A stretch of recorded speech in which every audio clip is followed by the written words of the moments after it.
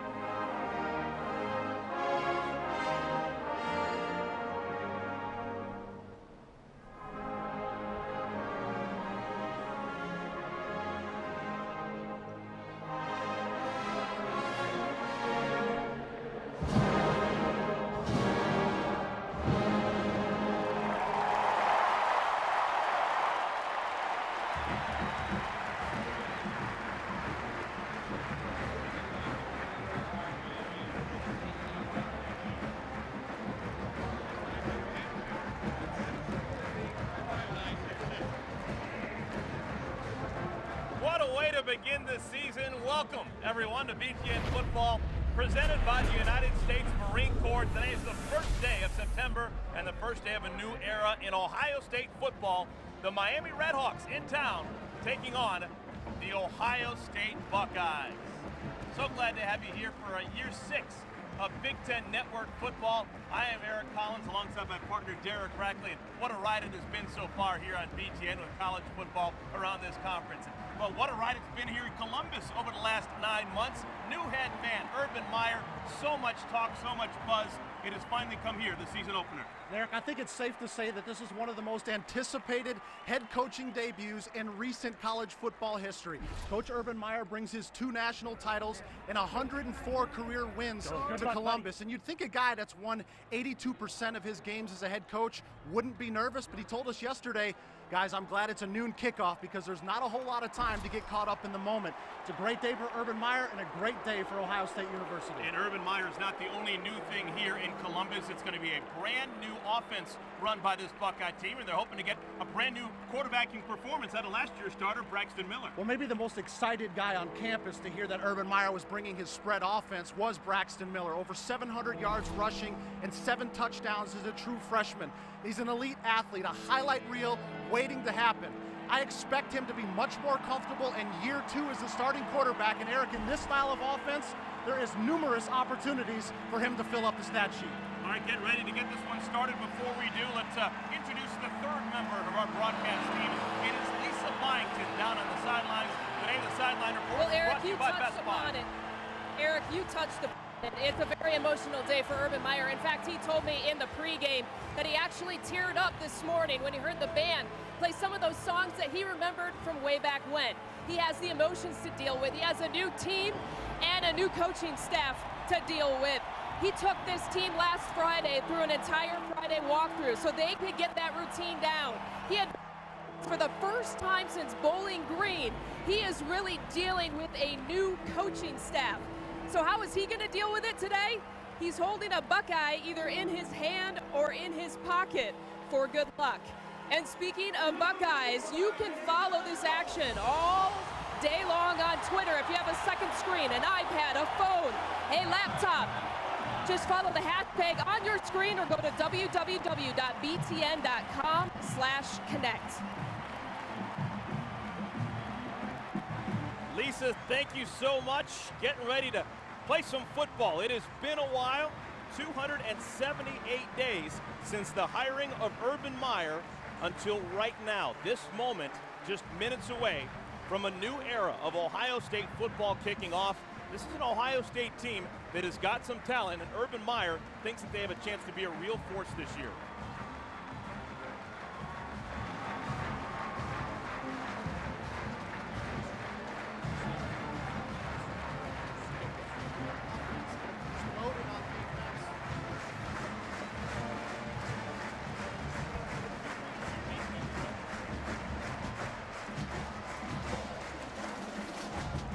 Now these Ohio State Buckeyes last year 6-7. They ended the season with 4 consecutive losses, but really that'll probably be the last time that anyone mentions that. Ohio State looking forward, thinking about what they can do in the months to come and the years to come with Urban Meyer working that sideline. He is Ohio born and bred, born in Toledo, raised in Ashtabula, went to college down in Cincinnati, and now coaching his first game at Ohio State. Here's the public address announcer at Ohio Stadium, Bob Kennedy. The moon in July 1969. However, many are unaware of his earlier service to our nation as a distinguished and decorated naval aviator flying combat missions during the Korean War. He became a test pilot for some of the world's most advanced aircraft, such as the X-15. In the early days of the space program, Armstrong commanded Gemini 8, the first spacecraft to dock with another vehicle. Neil Armstrong had a distinguished career as an astronaut, test pilot, aerospace engineer, university professor, and naval aviator. Please rise in proud respect and join us in a moment of silence for a native of Wapakoneta, Ohio, Neil Alden Armstrong.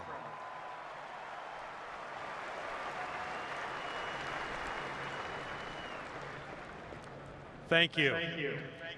And now, under the baton of Dr. Stephen Lytle, Director of Marching and Athletic Bands at Miami University, to honor America. Please remain standing and join the band in the singing of our national anthem.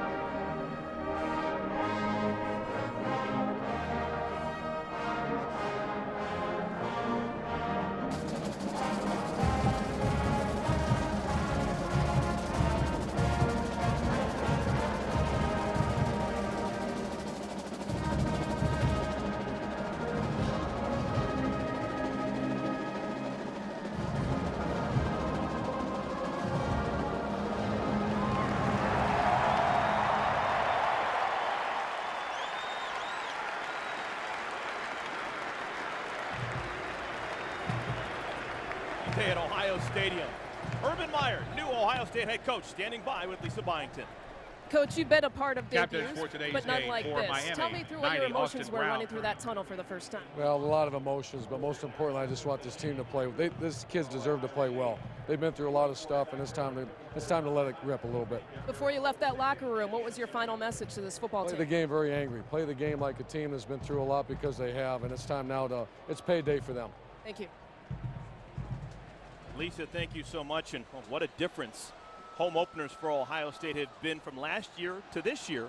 for Urban Meyer. Last year he was on site, but he was up in this booth. He was an announcer for the game. Now he's down there calling the shots for the Ohio State Buckeyes for the first time. Yeah, we asked him a little bit about that, and he said he had an appreciation for what we did up in the booth. May not really have translated to anything that he does differently back in the helm as a head coach, but as you talked about, or you heard him tell Lisa, he wants his team to come out angry. That's usually what happens in the first game, Eric. The guys are tired of hitting the same guys the entire month of August. They're going to come out ready to play and eager to hit another jersey.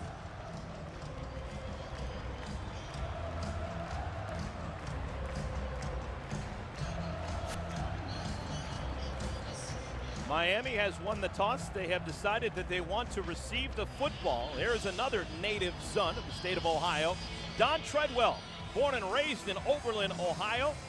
Played, of course, at Miami, and now coming back to his alma mater. This is second season. He was on Mark D'Antonio's staff for a number of years up at Michigan State.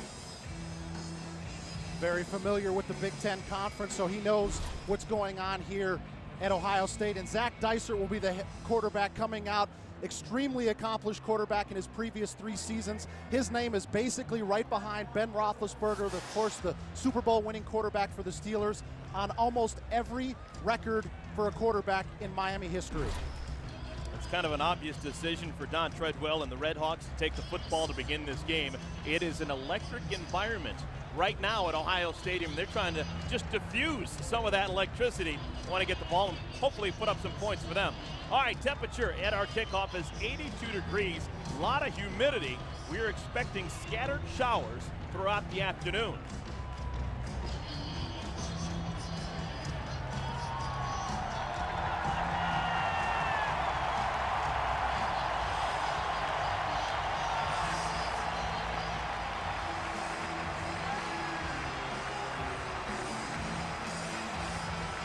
This is going to be an early litmus test for an Urban Meyer-led team. He is the de facto special teams coordinator. This is a part of the game that he has emphasized oh so much over the last couple of weeks. Well, for a lot of people that haven't seen Ohio State, and you're going to look out there on special teams, you're going to notice there's a lot of starters, a lot of marquee players will play on all the special teams units. And Coach Meyer said that as the head coach, that way nobody has to question me why my starting linebacker, my starting defensive back, my starting wide receiver are playing on special teams. He puts that much focus on this phase of the game. This year, kickoff starting at the 35-yard line. Daywan Scott has it sail over the head. That is a touchback. This year, touchbacks put the ball at the 25-yard line. All right, here comes the senior from Ada, Ohio, making his 31st start, Zach Dysert. You know, we talked about Zach Dysert just being such an accomplished quarterback. He's got great size at 6'4", 230 pounds. And if you want to talk about a Northern Miami quarterback going into the next level, it's been reported that 26 out of 32 NFL teams have already been through to watch him in fall practice. Leader two, 3-time captain is Dysert. 5 receivers in the game to begin things for the Red Hawks.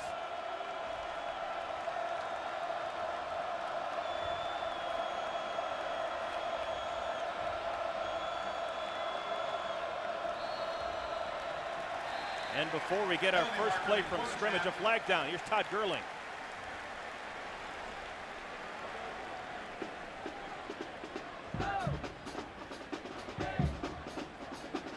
So it's a delay of game, first play of the season. Yeah, usually you have it scripted too, so that's unfortunate for Miami that they come out and have a delay of game penalty when everybody on that offense should have known exactly what the first play was going to be ran.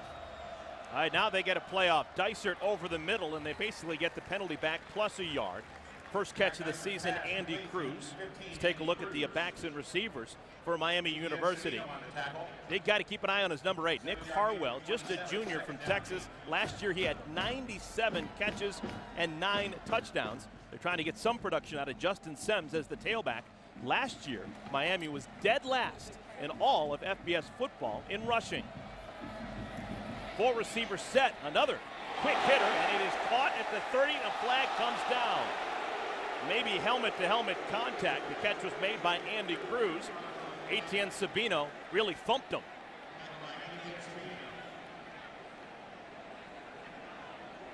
Just heard Urban Meyer talk about his group coming out being angry. I think that's a pretty good example right there. Defense leading with a crown ahead, 50-yard penalty, and automatic first down. You'll see Sabino coming right across the middle of the formation at the linebacker position. A great hit right there, but the officials deemed that he led with the crown of his head. And that's just one of those situations where you got a linebacker being aggressive. As a coaching staff, you're not going to take too much away from that, although you don't want those to rack up through the course of a game. Couple of quick passes to begin the game for Miami. Here's another quick pass. Catch is made by David Frazier. And Miami has crossed over the 50. Let's take a look at the Miami University offensive line. Could be an issue. They've got a 18-year-old left guard, Brandon Cook, starting his first college game. He's a true freshman out of Cincinnati. Also keep an eye on the center. Brad Bednar, he started at center before, but he's a late addition to the center spot. We expected JoJo Williams, who will not play today. He is banged up in practice earlier this week. Bednar gets that snap off well out of the gun, and the pass is incomplete. First incompletion for Dysert, looking for Dajuan Scott. Let's take a look at our Auto Owners Insurance defense for Ohio State. They are led, of course, by John Simon, who's been so wonderful for so many years. Urban Meyer says he's one of the top 5 people he's ever met. We're not talking players, top 5 people he has ever met. 3rd down and 1, Buckeye defense being tested for the first time. Dysert over the middle, incomplete. He was looking for Frazier, who bobbled it and dropped the football. That's a ball that has to be caught by Frazier right there. Zach Dysert put that ball in a very nice location, coming across on a crossing route. You can see it's right in his hands. I know there's going to be a little bit of jitters coming into this atmosphere, but if you want to be able to have success going on the road in Ohio Stadium, that's a ball that you got to catch. Zach Murphy was a weapon last year as the punter for Miami University. He punts it away to Corey Philly Brown.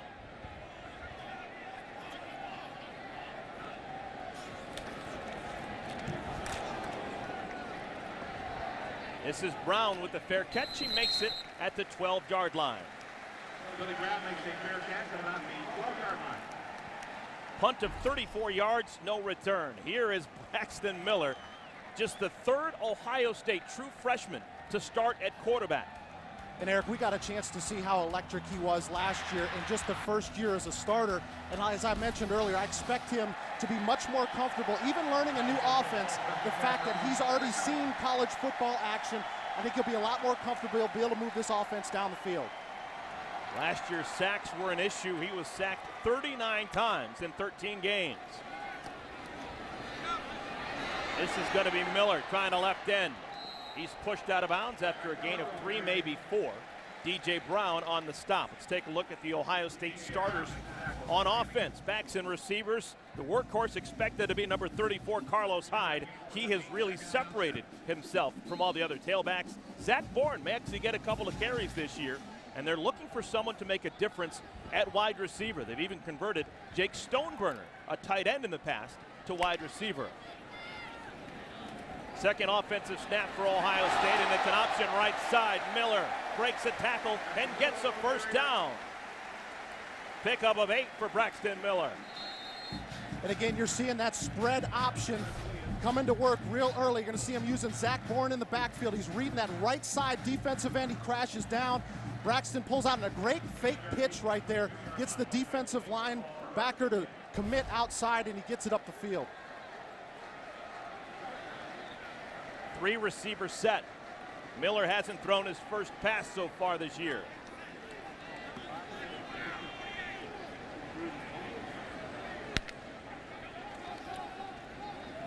Miller. Crossing route incomplete, looking for Devin Smith. Here's the starters on the offensive line for Ohio State. Just 2 returning starters. One of them, Jack Muhort, who used to be a guard. Now he's the left tackle, protecting Braxton Miller's blind side. Well, this is one of the units that Coach Meyer said has made a lot of improvement between when he became the head coach all the way through spring practices and now into fall camp. There's starting to be some continuity on this group because, as you mentioned, Eric, they're replacing a lot of really accomplished starters that played on that offensive line last year. Tackles need to be really athletic in Urban Meyer's offense. Second down and a bunch. They fake it to Bourne, and Miller almost broke the first wave of defenders. Picks up 4. Here's the Auto Owners Insurance starting defense for Miami. Austin Brown is a captain, real stout in the middle of the line. Linebackers, Pat Hinkle. He's uber athletic. Was a defensive back last year, now an outside linebacker. And Dayon Nunley, 9 career interceptions. He's been a playmaker in Oxford, Ohio. 4 plays for Ohio State, 3 runs from Braxton Miller. Now he wants to throw. In trouble. Throws late and out of bounds. And Ohio State has another incompletion, their second one of the game. Well, obviously, when you're coming out on the field, you want to be able to have a successful play. You want to be able to complete it. But what I like from Braxton Miller here is once he realized that he did not have any receivers open, he went ahead and chucked this ball out of bounds, did not take the sack. But sometimes you just have to learn to live with a punt. And if you've got a good punter like Ohio State does, you can change field position and live for the next series. Familiar face for Ohio State Buckeye fans, Ben Buchanan. Now a senior punting the football away. Dayon Nunley, one of the corners, calls for the fair catch and makes it at the 30-yard line. We'll take a timeout. Come back to Ohio Stadium in a moment.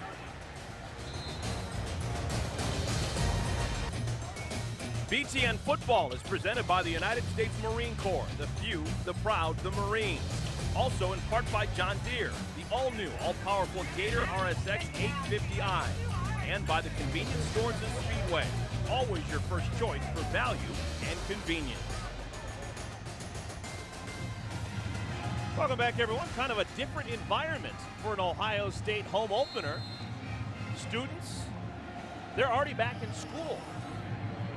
Ohio State has gone to semesters, no longer on quarters. School is already in session. That is a big-time difference here in Columbus. Both Ohio State and Miami with a first down and then a punt. First time with the ball. Justin Semmes gets the carry, picks up 3. Let's finish off the Ohio State starting defense, brought to you by Auto Owners. Etienne Sabino's been in the program for 5 years, but he's been nicked up, hasn't had a lot of opportunity. Now going to get a chance to be a star in his senior season. And in the defensive backfield, no one with Ohio State is faster than that man, Bradley Roby. He is a big play waiting to happen. Redhawks, 5 passes, just 1 run.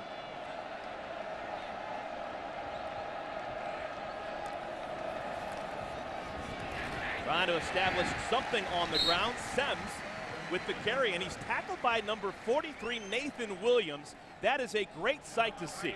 Nathan Williams has been dealing with a significant knee injury, but he's healthy enough to be on the field right now. Had microfracture surgery last year, which, as you mentioned, Eric, is a very detailed and rough injury to have. And Coach Meyer told us yesterday it was going to be Luke Fickell and Mike Vrabel's decision on whether or not he would get in the ball game. He would like him to get in to be able to knock off the rust. It's a huge boost for this defense getting him back on the field. Robert Williams checks in as the tailback in this formation for Miami. Dysert wants to throw. Has a man wide open. It's Harwell out of bounds at the 20-yard line. Already seeing your first breakdown in the secondary for Ohio State, and those are some of the types of growing pains you're going to have early on in the season. You're seeing a miscommunication in the secondary between C.J. Barnett and the corner.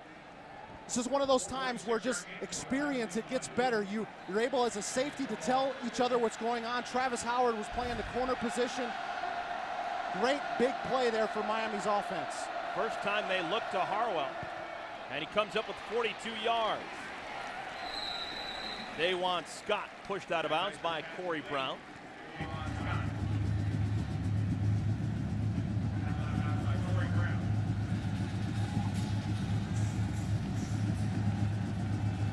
Second down and 6. Miami playing Ohio State for just the 5th time in the school's history. Redhawks have never defeated the Buckeyes.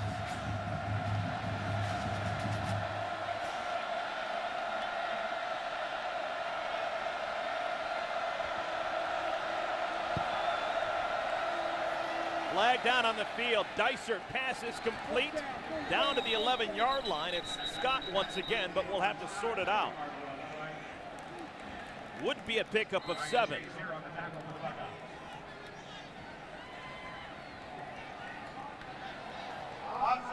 defense. Number that decline. Play results in a first down. One of the things John Klasick was telling us about Zach Dicer was that he throws such a catchable ball. You can see that lining up off sides right at the bottom of your screen right there. Easy call for the officials. You can't make those type of mistakes and get a very good passing offense, additional opportunities. So a first down.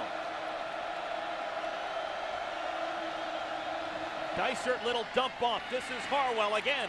Tackled quickly after a gain of a pair. Bradley Roby coming from his corner spot to bring him down. When we asked Don Treadwell the other day, what is his balance going to look like on offense? We know they were a very good passing team, and as you mentioned, Eric, they struggled against the run. And he said last year it was just a matter of us doing what we did best, which was throwing the football. And you can see early on they still have that same type of focus. If you want to make growth as a program, you're going to have to be able to run the ball, especially when the opportunity dictates that in short yardage and the goal line. But right now, Miami having success throwing the football down the field. The bigger back, Justin Sims, in the backfield next to Dysert. He wants to throw. Slant incomplete. Defended nicely by Travis Howard. Talked a little earlier about Travis Howard and him having that breakdown on the long pass play, but he is one guy that Urban Meyer said has really improved his game this year. The guy was actually in a competition with Duran Grant early in fall camp, but he raised his level of play in this last month and separated himself as the starting corner. Third down and 5. Miami can get a first down without getting a touchdown. Dicer in trouble. That's Nathan Williams who loses him, and the pass is incomplete. Looking for Sims. Oh, Nathan Williams, almost his first sack in a long time. It's a strong play by the quarterback, Dysert, right there. You see a defensive end coming in. He's got the sack locked up, but he's got the strength to be able to stay alive and at least get rid of that football to prevent the sack. Most quarterbacks go down, but not only that, he keeps his eyes down the field and nearly completes that to Sims. This is a true freshman kicker, Caleb Patterson, on a score for the first time as a college player.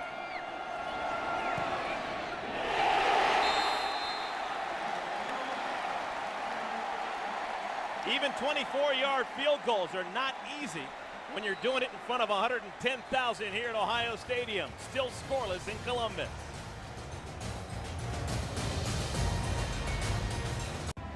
Well, almost 7 minutes into the Urban Meyer era. It's time for our Twitter poll for today. Go to btn.com/connect. The question, how many games will the Buckeyes win in 2012 under Urban Meyer? 11 or more, 9 or 10, or 8 or less? Brack, I'll get your thoughts in a moment. Braxton Miller, his second series. He wants the deep ball. It's incomplete.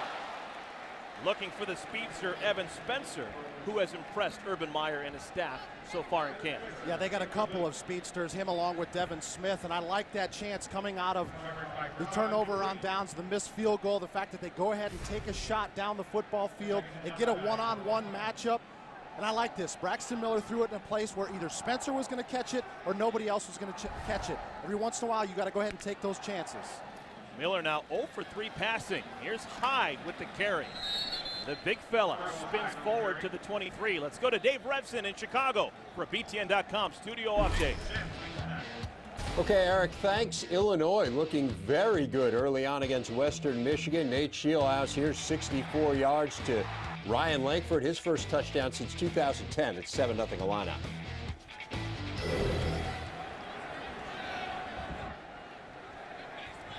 Thanks, Dave. Third down at 6. Ohio State their second possession. And Miller completes his first pass of the year. Will it be enough for the first? Evan Spencer looks to be a little bit short.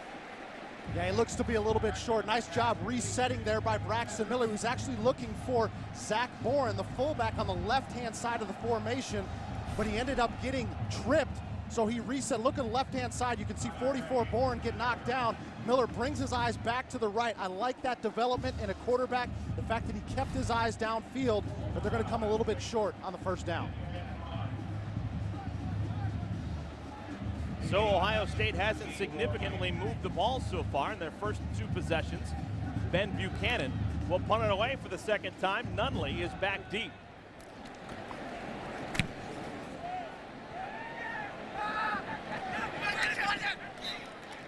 Second fair catch called for and made by Nunley. It's a punt of 39 yards. BTN goes where you want, when you want it, with BTN to go, presented by Auto Owners Insurance. Watch every football game on your computer, tablet, or smartphone. BTN to go is available at no extra charge to subscribers who receive BTN through their cable, satellite, or participating video providers. To learn more, visit btntogo.com. It's also available in the App Store.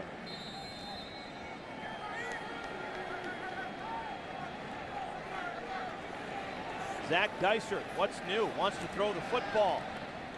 Incomplete, looking for Andy Cruz. Cruz bobbled it along the sideline.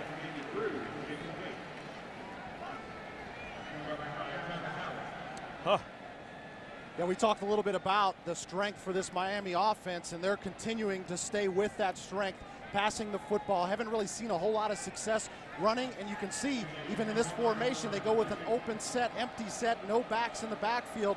They definitely want to see if Dysert can have some success throwing the football down the field. 5-receiver formation. Dysert has time and has a man.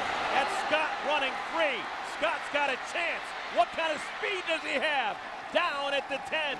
Bradley Roby runs him down. Maybe the only Buckeye who has the speed to catch him.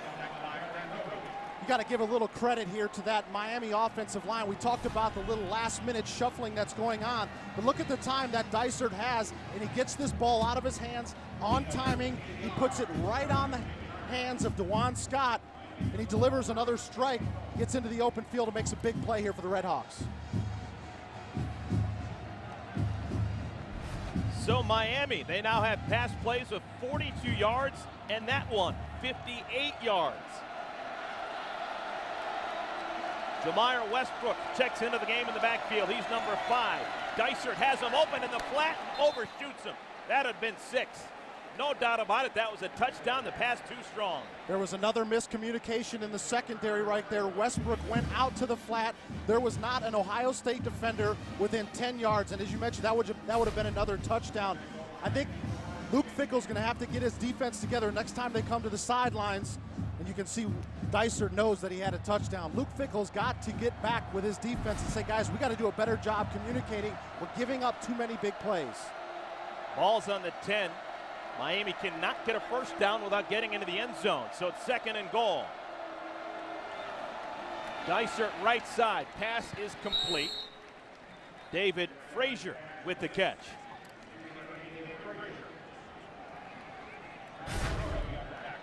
Zach Dysert is lucky that he got this football off right away, because 54, John Simon was coming from his backside, actually got to him, but the timing worked out for the Red Hawks to be able to get that ball out of his hands. 3rd down and goal. Dysert wants the quick snap. Dysert into the end zone. Caught. Incomplete. It was Harwell who had it. He hit the ground. The ball popped out, and it is incomplete. And that's a ball that Nick Harwell usually does not drop. You mentioned that he ended up having 97 catches a year ago, the most accomplished receiver by far for the Red Hawks. Nice job of keeping himself alive, did Dysert. And that ball will normally be caught right there by Nick Harwell. He came wide open in the back of the end zone. He actually probably had it for about a full second, but then he hits the ground and the ball pops loose, and it is incomplete. So Don Treadwell's team will have to settle for another field goal attempt. They just missed one a moment ago.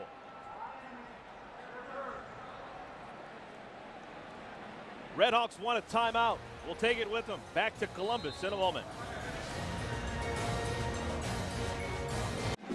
Welcome back, everyone. Miami has just called a timeout after that last incompletion back of the end zone.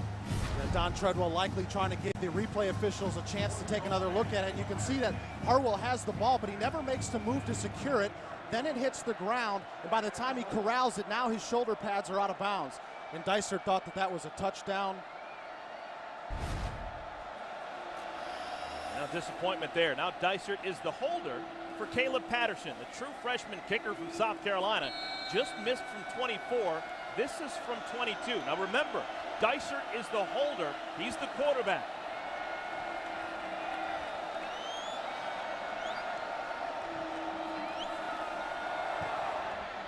They go through with the kick, and now Caleb Patterson is a 50% kicker in his college career. He makes it from 22 yards. And Don Treadwell's Miami University Redhawks, they lead the Buckeyes 3-0. Engineered for speed, accuracy, and responsiveness. At Quicken Loans, we're engineered to amaze. Maybe that's why for 2 years in a row, J.D. Power & Associates has ranked Quicken Loans highest in customer satisfaction in the United States. And we all know what happens when you're ranked highest, right? Call or go to quickenloans.com to discover why our mortgage experience is engineered to amaze. My customers love the variety at Speedway. Like our ready-to-go pizza by the slice, you won't find that at most places. It's all here at Speedway, from fresh from the grill favorites to our delicious pizza by the slice. I love the fact that customers can come into my Speedway any time of the day, and we've got great food choices. We're so sure you'll love our fresh from the oven pizza by the slice. If you buy 2, you get a slice free.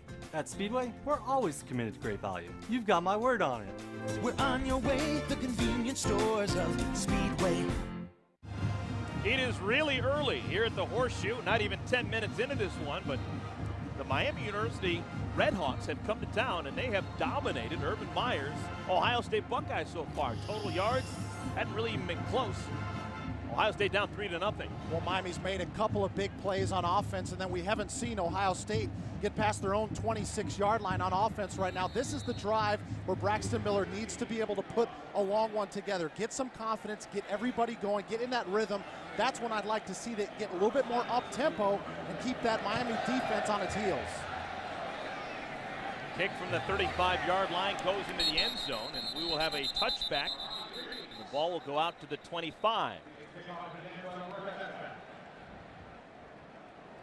Now, Rack, let's talk about Braxton Miller. He has not led Ohio State past the 30-yard line so far. They struggled a little bit in the passing game, and we saw it back in the spring that they put a lot of work into the passing game. They've continued that into fall camp, but talking to offensive coordinator Tom Herman yesterday, he mentioned There's no foul on the play. First down. That they still want to be a powerful running team, and that will probably change a little bit more once they get Jordan Hall back into the lineup. But as of right now, they're struggling to throw the football. They really need to rely on Carlos Hyde, get him going in the running game. That will open up the holes for Braxton Miller down the field. Miller last year had his moments, that's for sure. Hyde next to him in the backfield. They try the right side. Miller, nobody open, tucks it down, and still on his feet. Oh, everything opening up for him, left side. Miller out across the 40, thrown out of bounds by Dayon Nunley. What a pickup of 17 yards. That's just outstanding vision right there. That's a scramble play, but basically your receivers are just trying to find an open hole down the field, and Braxton Miller just completely reverses the field, and Dayon Nunley might have been the one guy on the Miami defense that he's not going to outrun, and the stiff arm didn't work out for him too well either. He hasn't perfected the Terrell Pryor stiff arm just yet. So the farthest penetration for Ohio State on offense. Option football, the quarterback Miller keeps it and stumbles forward for 2. Luke Kelly credited with that tackle. Second down and 8. Let's see Ohio State's trying to pick up the tempo a little bit. Once they have a couple successful plays, you'll see everybody go a little bit faster. Hyde stumbles as well. He picks up 2. It'll bring up 3rd down and 6. So the new offensive coordinator for Ohio State is Tom Herman. He's a young guy, and he's getting the chance of a lifetime here at Ohio State. There's Tom Herman right there. Former Iowa State offensive coordinator, Rice offensive coordinator, basically ran the exact style of offense that Urban Meyer did. Actually studied Urban Meyer's Utah and Florida offenses. That's why it was an easy selection for Coach Meyer. Really simple transition for him. And a 3rd down and 6 goes incomplete. And Ohio State's going to have to give the football away.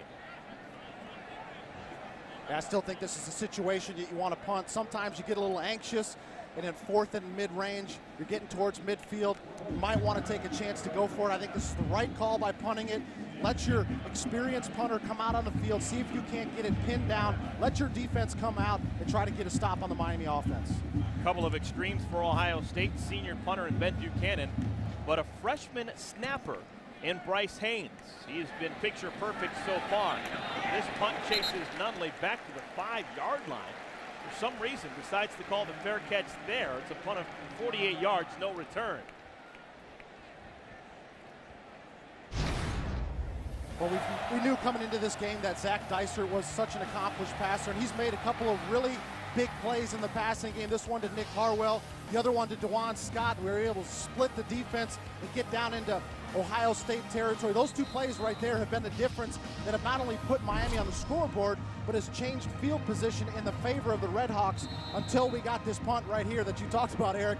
And Dayon Nunley, once you get on the 10-yard line, you gotta let that ball go. Let it go into the end zone and see if you can get a chance to come out to the 20.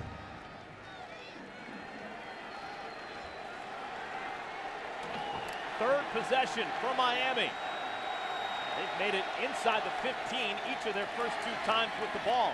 Not trying to get out of the shadow of their own goal line. This is Justin Semmes for 2. John Simon on the tackle.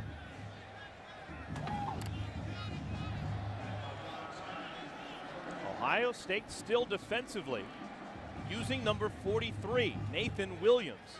He, along with John Simon and Garrett Goebel, are senior leaders, guys who have been through a lot of football games here at Ohio Stadium. Simon's so special. The guy next to him, Jonathan Hankins, got a chance to be great this year. The front wall of Ohio State, that is the strength defensively. Dysert to throw. Has a man. This is Scott again, and it is caught. Ball comes late, loose, and it is incomplete. Once again, a Red Hawk receiver catches the ball and then loses it when making contact with the ground. Once again, a beautifully delivered ball by Dysert right there. Hits his receiver in stride. But give a lot of credit to Bradley Roby, number 1 right here, who keeps fighting. He sees that he's beat, but this play is not dead until he comes down to the ground. And you can see, number 1, Bradley Roby raking that ball out. Dysert thought he had another one. And he might have. He had that ball for a while. Hits the ground, and then it comes out. 3rd down and 8. Dysert lobbing one up, nobody home. Closest man to it, Bradley Roby. Did he stay in bounds? He did. It's an Ohio State interception.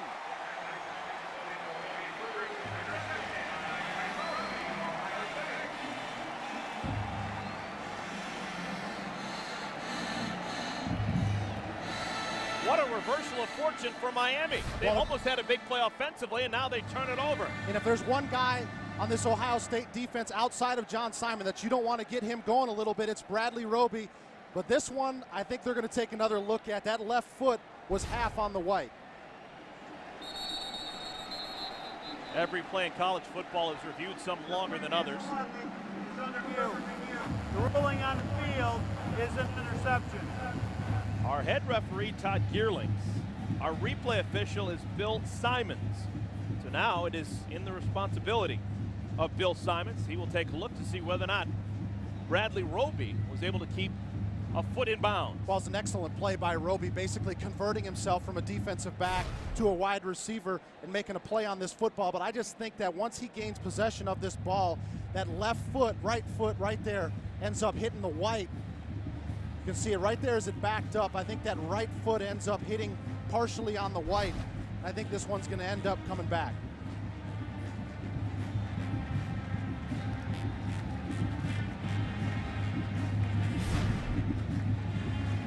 Take a little zoom in view at Bradley Roby's foot here. You can see that right foot looks like the toes are on the white. And if this is your first college football game of the year, it's important to remember you need indisputable video evidence to overturn a call that is made on the field.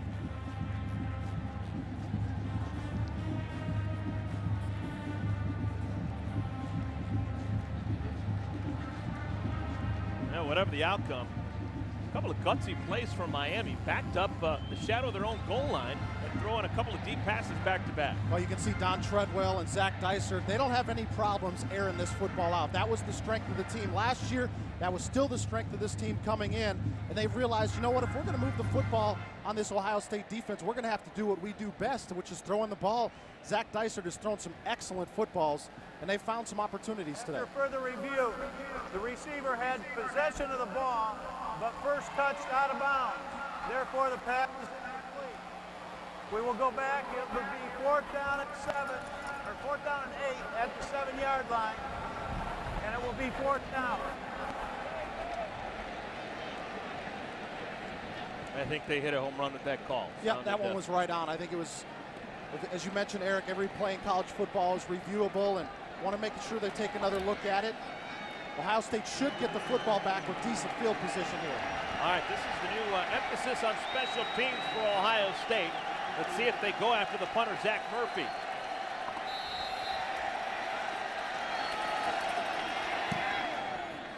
Murphy gets it off. Not a particularly good kick, but it gets a great roll. Wow, dangerous. Picking up the ball on the bounce, Devin Smith, and he loses a handful of yards.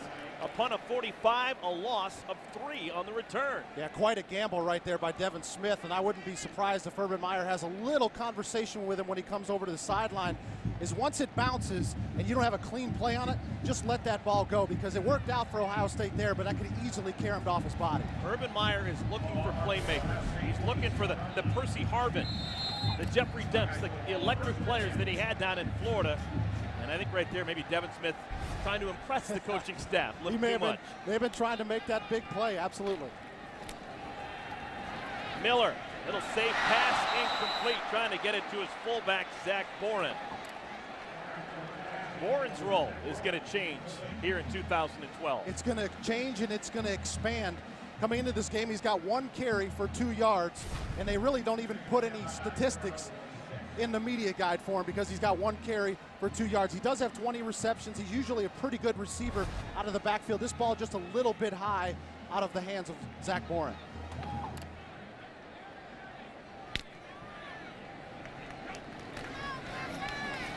Inside run, Hyde. Gang tackled after a gain of 2. So far, the offense struggling early on here at Ohio Stadium. Yeah, you can see they're not really getting any kind of yardage. They're having to get their punt team on the field. I think everybody expected that there would be some growing pains. New staff, new style of offense, first time against another team. But you're thinking at some point something's got to click. Somebody's going to have to make a big play to get Ohio State into scoring territory. They haven't even been across the 50 so far today. Miller wants a bunch, has a man. It is incomplete. Bryson Burris, Johnny on the spot, knocks it away at the last instant. Evan Spencer had a little bit of room, but Burris closed some ground quickly. That's an excellent job of closing right there by Burris, and you can see him, just like Bradley Roby did on the last one, turn around and be a wide receiver. As this play developed, it looked like Braxton Miller was going to have Spencer wide open. That's just a very good individual play by the safety Burris. Here in this punt formation, both John Simon and Carlos Hyde, 2 of the stars for Ohio State, are on the field. And that punt will go into the end zone. It'll be a touchback. While we have a quick break in the action, let's go to Dave Revson in Chicago for a BTN.com studio update. Okay, Eric, Syracuse got a couple early field goals on Northwestern, but the Wildcats have come back. Venrick Mark on the punt return, and he is gone. 82 yards, the first punt return for a touchdown for the Wildcats since 2005. They're on top 7-6. Thanks, Dave. It's going to be interesting first couple of weeks to see how Northwestern does. They're going to be challenged. You got Syracuse, you got Vanderbilt next week. Yeah, Venrick Mark making a little bit of a position change. He's always been a dynamic returner, but going to be in the backfield as well. He is an outstanding football player. Nick Harwell, another catch, gets out across the 25, a pickup of 7. Harwell, not a big guy, but he is slippery. They say he is very elusive, and it helped him pick up close to 130 yards per game last year. Junior out of Missouri City, Texas. That's the Houston area. Dysert, the only Red Hawk in the backfield. 5 receivers. 3-man rush. Pass is complete to Scott, and he has another Red Hawk first down. You can see early on in this game that Zach Dysert has had the most success throwing kind of in that 5 to 10 yard range. And if you really looked at Ohio State's depth chart, they're probably the leanest, the thinnest at the linebacker position, or even the least amount of experience. So something to keep your eye on through the rest of the game if Dysert continues to go at the Ohio State linebackers. Andy Cruz with the catch across the 40 out to the 42.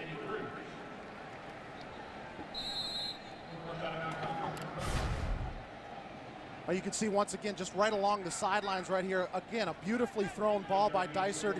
Gets it right along the sideline. Nobody else has been able to make a play on it. Gives himself a very manageable second down situation. Maybe the final play of our first quarter. Dysert over the middle. Incomplete. Trying to make a one-handed grab is Harwell. He can do that. Not that time. 3rd down and 2.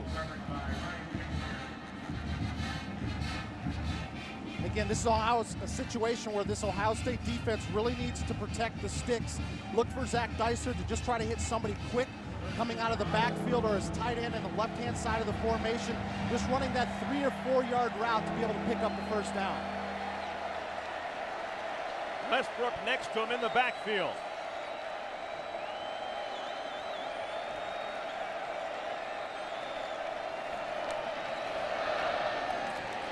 Caught close to the sticks, but I think Nathan Williams may have saved the first down.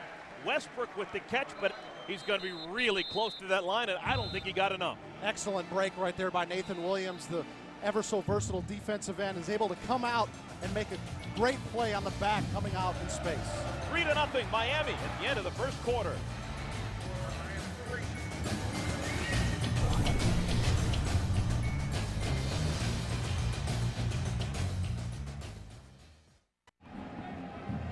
Start of the second quarter, the first 15 minutes not exactly as scripted by Urban Meyer and his new staff. I've seen his offense struggle. He's seen the defense, which was supposed to be the strength of the team, give up 165 yards through the air in 1 quarter. Definitely room for improvement on both sides of the ball. Devin Smith makes the fair catch, 43-yard punt, and Ohio State will have the ball for the first time, heading in a different direction. Maybe that'll make a difference.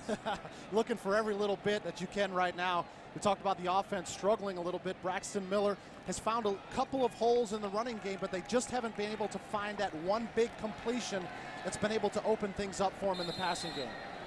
Just in case you're wondering, Ohio State hasn't lost a game to another team from the state of Ohio since 1921. It's been a while. Still a lot of football left to be played. Carlos Hyde, his best run of the day, out across the 30. And now you can hear that there's 110,000 here. Yeah, the crowd was pretty quiet for quite some time, and I always talked about the fact that they've got to be able to get that running game going, and now you found a nice crease here for Carlos Hyde to just be able to get north and south and be able to move the chains for the Buckeyes. Quick snap. Miller keeps it.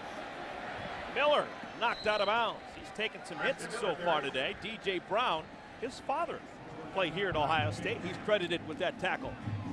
You know what? I like the aggressiveness of Braxton Miller. There are certain times, yes, that he needs to be safe and run out of bounds or slide. But the fact that, you know what?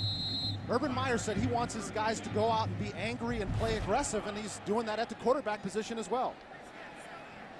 Rack, we've seen exclusively Carlos Hyde as the tailback. This time they fake it to Hyde, and it's going to be a pass caught by Corey Brown. Ohio State, their biggest gain of the day.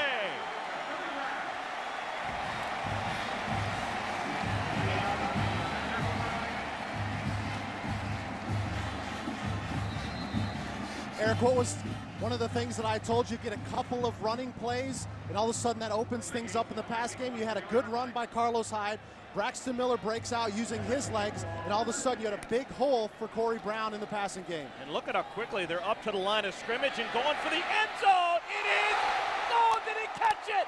Yes! Touchdown! Devin Smith, the catch of the year.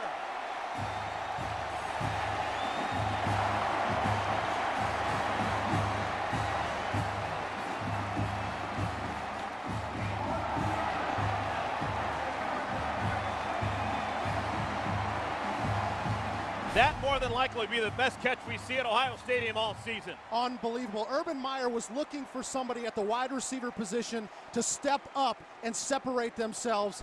I think that catch right there, snagging it out of the air with one hand, would qualify as somebody stepping up. Beautiful play there by Ohio State.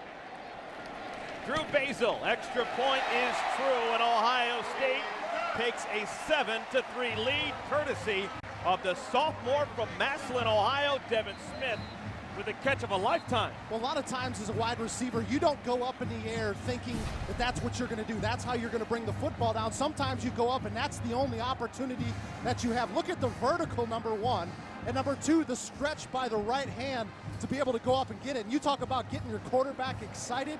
That's the drive that the Buckeyes needed to get that tempo going, to get the team into the game, and get the crowd back into this ball game. You mentioned tempo. How does 83 yards in 63 seconds sound to you? Scoring drive brought to you by Speedway, and it was a speedy 63 seconds. 4 plays, 83 yards. That's exactly what I'd said. They needed to get a couple of big plays to be able to take the top off the defense. And then you saw Braxton Miller, okay, let's get this hurry up. Let's get this tempo going a little bit. But they hadn't had any success up to that point. So the big Carlos Hyde run, saw the throw to Corey Brown, and then all of a sudden a beautiful one-handed catch by Devin Smith in the back of the end zone.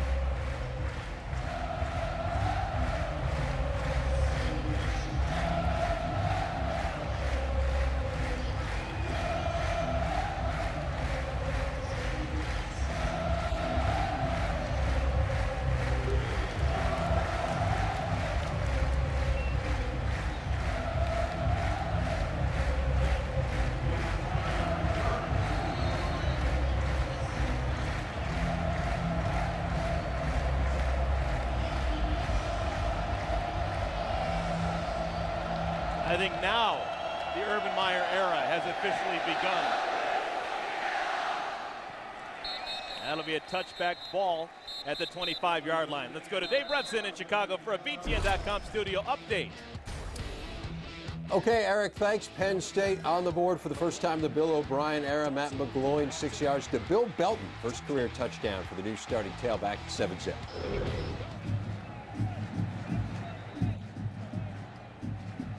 So they're off and running in State College. Bill O'Brien and his Nittany Lions trying to figure out those Ohio Bobcats. Ohio State taking on a team from the Mid-American Conference, and so far, the Miami Redhawks, led by Zach Dysert, they have been throwing. 22 passes already for Dysert. Make it 23. That is incomplete. Ball bounced in front of Harwell.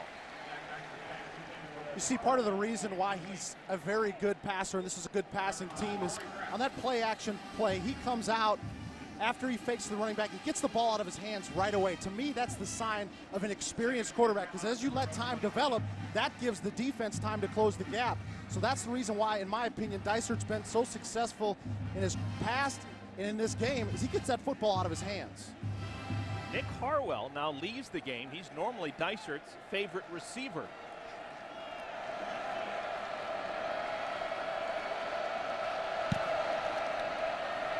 Touch pass is deflected and incomplete. C.J. Barnett almost had an interception. This Ohio State defense has changed their mentality as far as when it comes to interceptions, especially in the secondary. They feel like if the ball touches your hands, if you've got an opportunity to break it up, then you should intercept it. That's a missed opportunity right there by C.J. Barnett. That ball should have been going the other way for Ohio State. The junior from Dayton missing an opportunity to change things up and get the ball back to Ohio State. Now it's 3rd and 10. 2 tight end formation. Dysert on the run, complete. Andy Cruz could not hang on. He was wrapped up by a Buckeye defender and couldn't hold on long enough. It's ruled incomplete. You know, Andy Cruz has generally been a pretty dependable receiver. You can see right at the last minute that ball comes out. That's not a catch.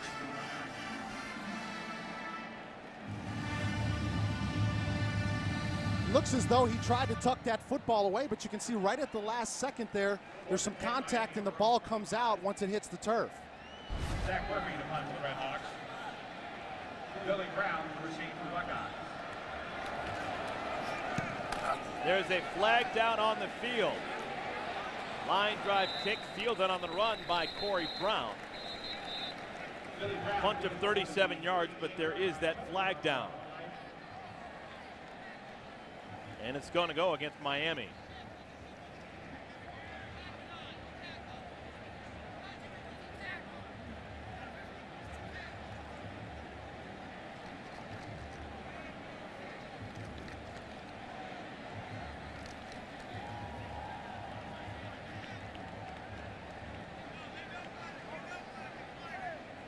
Trying to figure out whether or not Ohio State wants to take this penalty or decline it. Illegal shift, kicking team. That 5-yard penalty will be assessed at the end of the kick. First down, Ohio State.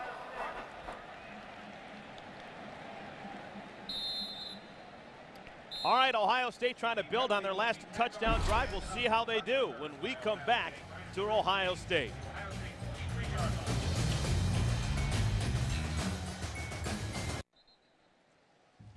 This October, the creators of BTN's award-winning original series, The Journey, will launch the show that will give fans an unprecedented look at the student athletes and coaches throughout the season. The Journey Big Ten Football 2012, presented by Best Buy. It premieres October 3rd on BTN.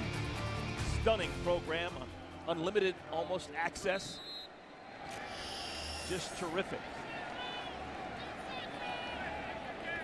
Ohio State, 4 plays, 83 yards on their last drive. On the ground, Carlos Hyde powers to midfield. That right there is what Carlos Hyde brings to this offense, that physicality, that big style of running back that he comes in at 230 pounds. He's able to break tackles and pick up extra yards after contact. Everything has changed here in the second quarter offensively for Ohio State.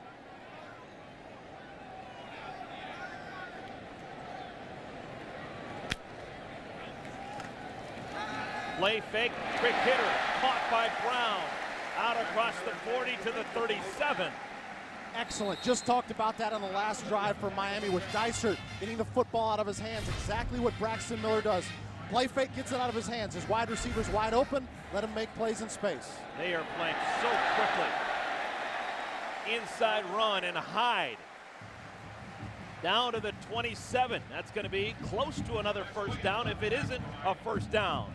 If you're Braxton Miller, you continue to push the tempo right now. This is where you're going to have the biggest advantage. You get the defense tired, your offensive line starts to get excited because they can see the progress that you're making, and that opens up big holes down the field for the playmakers.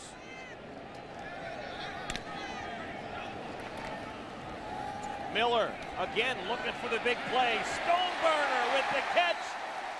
Out of bounds at the 9-yard line. First catch of the year for Stoneburner. And Eric, you mentioned earlier that Stoneburner has officially been moved to that wide receiver position, and this is part of the reason because he's so good at adjusting to the football out in space. And this play doesn't go anywhere fast. Wes Williams blows it up, tackling Braxton Miller close to the line of scrimmage. So it's second down and goal, and another quick setup for Ohio State offensively.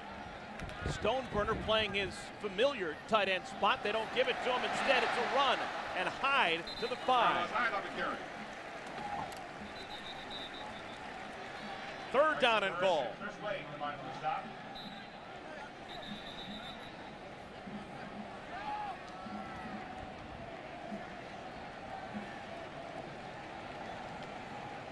And 3 to the 5-yard line. Third down and goal, Ohio State. True freshman Bryante Dunn has checked into the game. He wears number 25.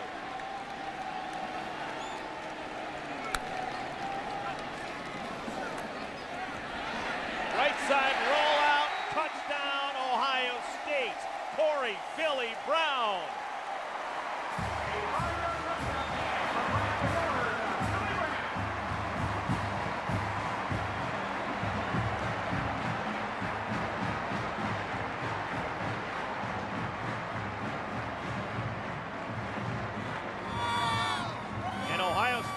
and lines up for extra points quickly nowadays. Junior Basil, point after touchdown. And that is good. Miami had been on top 3-0. And then the second quarter happened. Ohio State wakes up. Touchdown pass. Braxton Miller finds Corey Brown for 6.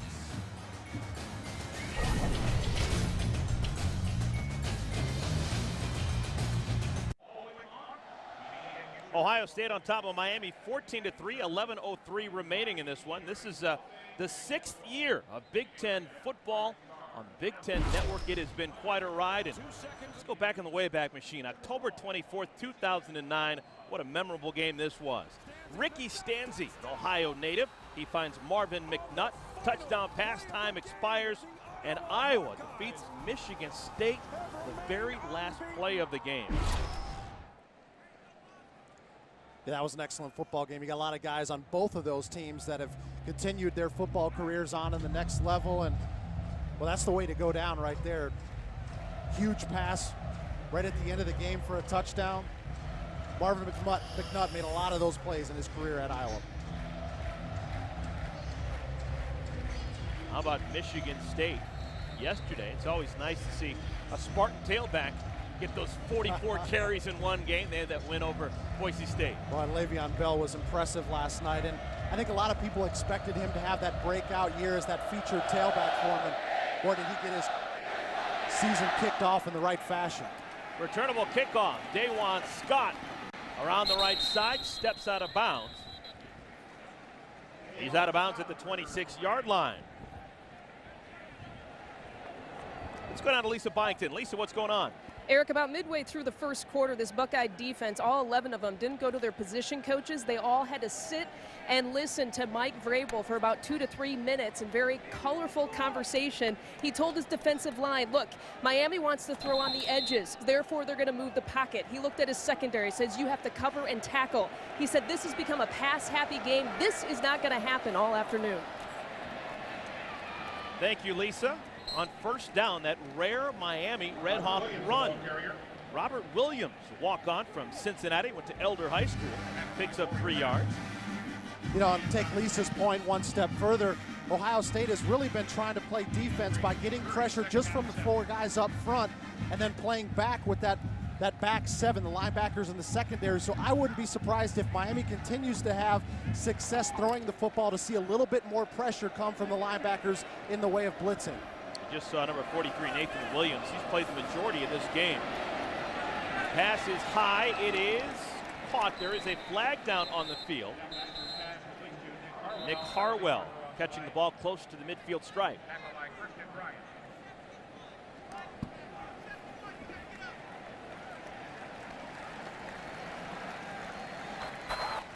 Illegal formation.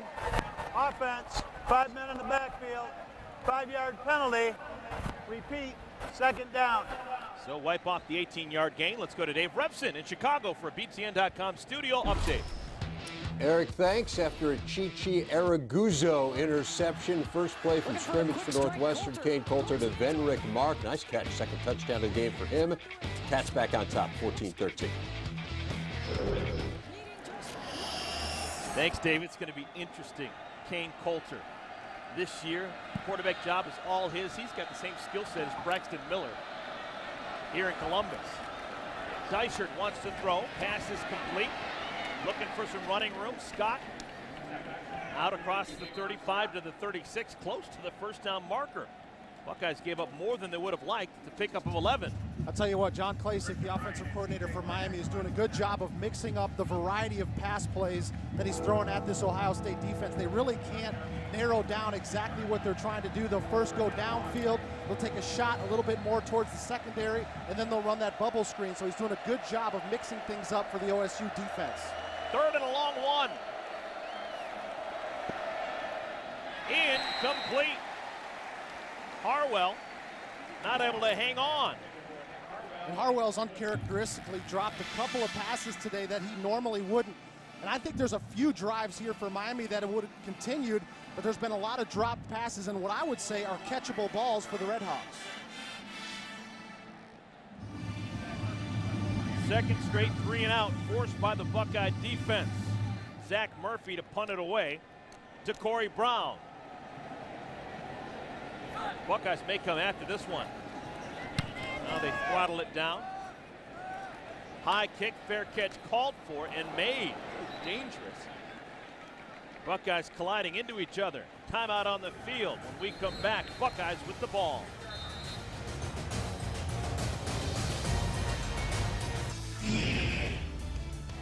First quarter, Braxton Miller has figured it out there. Yeah, no doubt that he struggled in that first quarter. Gets some great help right here by Devin Smith, and as we saw just a moment ago, finds Corey Brown coming right out of the backfield. And you mentioned that change the side of the field for Ohio State's offense maybe makes a difference. I think 5 out of 5 in the second quarter made quite a bit of difference. 5 for 5, 99 yards and a pair of scores here in the second quarter.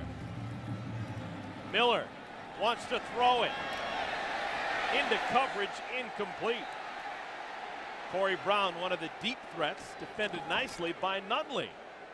We talked about Nunley being their best cover corner for the Redhawks, and he's step for step right there in coverage. And actually, I thought that Braxton Miller should have ran that football. It was wide open, but he tries to take a shot downfield for Corey Brown, but great coverage right there by Dayon Nunley. A big difference from a year ago. Miller has been protected so far today, hadn't suffered a sack. He was sacked 39 times last season. Hyde stoned after a pickup of 2. Colin Boucher, junior from Dayton, Ohio, with the tackle. That was an excellent job of filling the hole by Colin Boucher. He realized that it was run, and he charged up to the line of scrimmage and made that play right in the middle of the hole. That's a sign of a really good linebacker. You don't wait for the back to come to you. You go and fill that hole. Now Hyde is going to be split out wide. He's the bottom of your screen, number 34.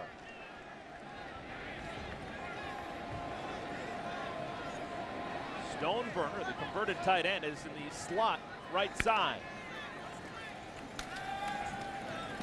Third down pass is caught. First down, Corey Brown.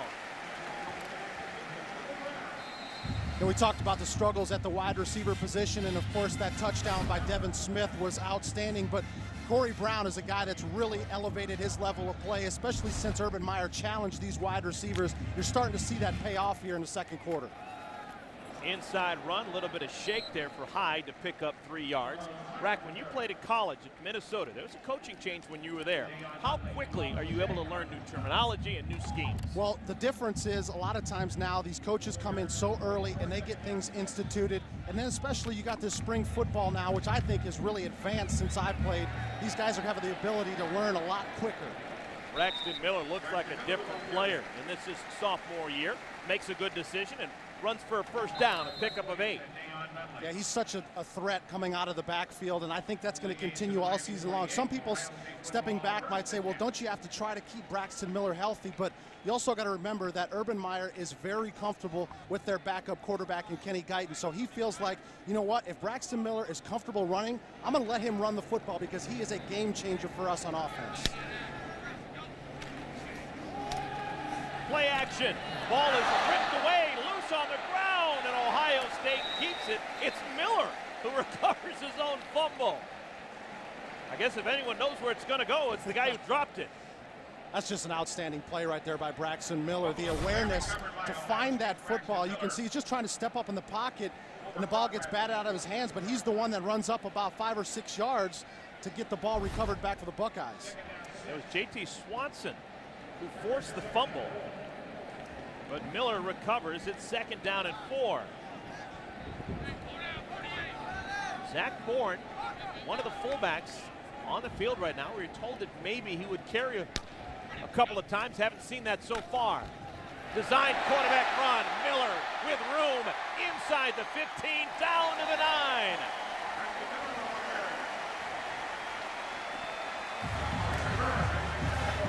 $33 yards for Miller. And Eric, you were just talking about Zach Bourne potentially getting some carries. Watch Zach Bourne right here as he comes through. He's going to lead through this hole and get an outstanding block for Braxton Miller. Right there, that opens up the hole. All kinds of green grass for Braxton Miller to burst through the hole and get inside the 10-yard line. Another big play for the Buckeyes on offense. Now trying to punch it in. Carlos Hyde into the game as the tailback.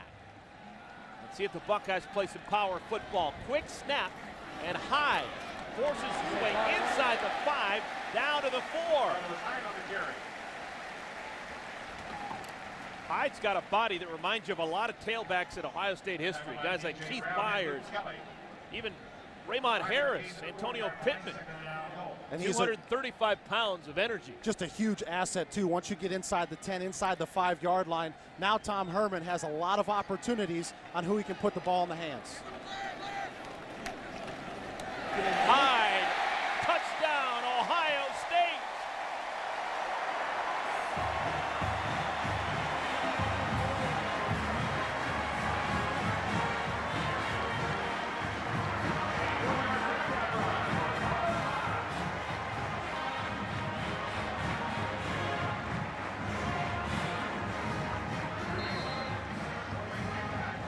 First rushing touchdown of the year for the Buckeyes.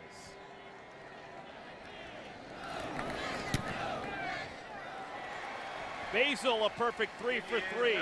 A 73-yard touchdown drive, and this time the Buckeyes show what they can do on the ground. 61 of the 73 yards coming on the ground, capped off by this touchdown run by Carlos Hyde.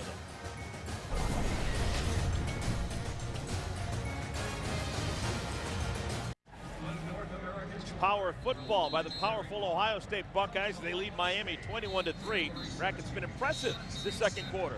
Yeah, and Tom Herman said that although it's a spread offense, this is a physical running style of offense, and you're getting a chance to see it here in the second quarter. And you get a guy like Carlos Hyde, as you mentioned, Eric, at 230, 235 pounds. In my opinion, you get in the 10, inside the 10 or 5-yard line, you just dial it up with him, let the big boys up front go to work, and let Carlos Hyde pound your way into the end zone. It's the touchdown a moment ago. Nothing really complex about it. Now, just great blocking up front by that offensive line. And again, give Carlos Hyde a head of steam. I take him in the battle against the linebacker when he gets about an 8 or 10-yard head start. 21 points in the last 8.5 minutes for Ohio State.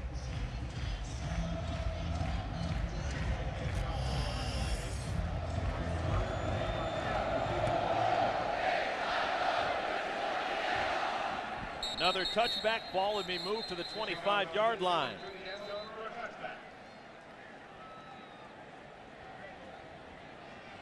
Today's United States Marine Corps player of the game, it's Ohio State senior punter Ben Buchanan. He graduated back in June. He's got a GPA of 3.53. He's still enrolled now in a master's program, sports management. He is our United States Marine Corps leader of the game. This is a guy who does a lot of wonderful things and helps out, travels down to Honduras. He's been with Habitat for Humanity, part of 3 different medical missions to Honduras. Ben Buchanan, our United States Marine Corps leader of the game. And I'll tell you this, Eric, I saw him punting in practice on Thursday out of the end zone about 55 yards. He might have a future on Sundays. Good open field tackle, Bradley Roby. He stones Jamier Westbrook, a pickup of just a yard. And that, to me, is the sign of a great corner. We know Bradley Roby's a speedster. We know he's great in coverage. But I want to see a corner come up and stick a running back coming out of the backfield. It's exactly what he got a chance to see right there. Both of these corners, Roby and Howard, are not afraid to go up and make a tackle in the running game. From suburban Atlanta, Bradley Roby, the fastest Ohio State Buckeye. And that's saying something. Urban Meyer wants to have a really fast team. And there is talent here in the state of Ohio. Simon, good pressure. Dicer gets the pass off. It is Cruz with the catch.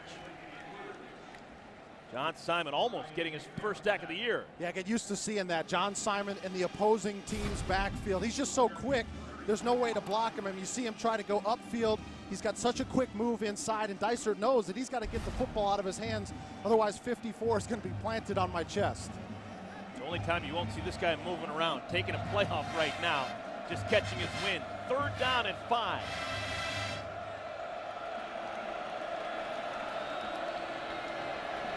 Dicer, plenty of time. Nobody open. Now late, a man comes open, and it's going to be a first down. Westbrook with the catch, pushed out of bounds by Duran Grant. See, Nathan Williams was playing defensive end on that play, but he actually dropped back in coverage. So the Buckeyes were only rushing 3. And this, in my opinion, is the reason why Miami is doing so well. It's because their 5 up front are able to block Ohio State's 3 when they drop out. You're giving Dysart, a very accomplished passer, a lot of time to find a receiver by the first down markers. Another completion to Andy Cruz. Cruz, the senior from Cincinnati, went to Turpin High School.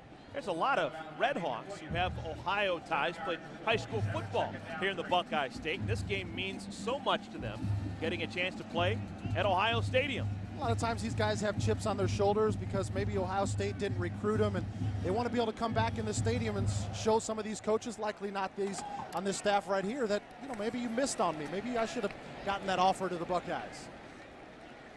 Trying to go short over the middle and get a first down, and they're going to be a little bit shy. 3rd down and 1. The Red Hawks continue to stay on schedule. You hear that so often used when talking about an offense, but on first down, Dysart and company are picking up 3, 4, 5 yards, giving themselves 2nd and medium. Same situation there. Now you got 3rd and short. A lot of opportunities for Dysart to be able to pick up a first down.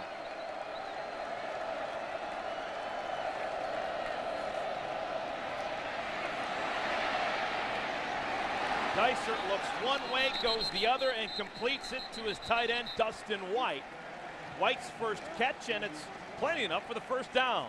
And again, just great protection by Miami's offensive line. They have no pressure coming in by the defense, and so it allows these receivers time to get into open field, and Dysart's a great thrower. And they say the ball comes loose late. Didn't have it long enough, so White doesn't hang on, and it's 4th down and 1. Excellent break right there for the Buckeyes.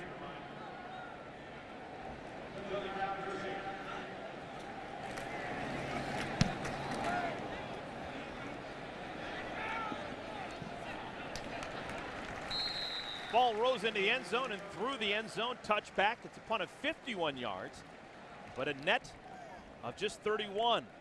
Now stay tuned for the Buffalo Wild Wings halftime report. Dave, Jerry, and Howard will be along from our Chicago studio with scores and highlights from all of today's action. Already 2 games in the books around the Big Ten. Triple overtime win. Triple overtime for my Gophers. And of course, Michigan State beating a ranked Boise State team yesterday. That's been a great start so far for the Big Ten Conference, and I always love the fact that we're back into college football season. Get Dave, Jerry, and Howard back at halftime. Looking forward to it. All right, Ohio State with the ball. Let's see what their 2-minute offense looks like. They've scored each of the last 3 times they've had the football. Miller, nowhere to go. Wes Williams brings him down with some force. Williams, the junior from Houston, with a loss of 3. Talking with Jay Peterson, defensive coordinator from Miami, we knew that Wes Williams was the best pass rusher, and Braxton Miller was just trying to find an opening in that defense, but good defensive play right there by Williams to be able to get Miller on the ground. It's considered a running play, so no sack. Buckeyes haven't officially given up a sack so far in this first half. Complete over the middle. Out close to the 30-yard line, just short of the first down marker. It's Corey Brown. Most coaches have had a better second half than first half. Oh yeah, they've had a really good showing, Eric, and most offensive coaches will tell you get to 2nd and long. Your goal is to be able to cut half of that and get back into a manageable situation. Ohio State has done that. Good athletic ability there by Braxton Miller. Almost sacked by Williams. He gets it over to Stoneburner for a first down.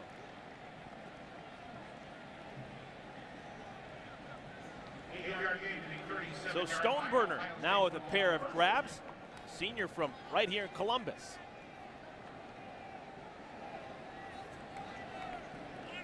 Clock stopped, 1:20 left to play here in the first half. Miller in trouble. Oh, dangerous, just throws it up for grabs. Is this live? It is. It's a live football. Miami has it. Or has Ohio State jumped on? And now a flag is down on the field.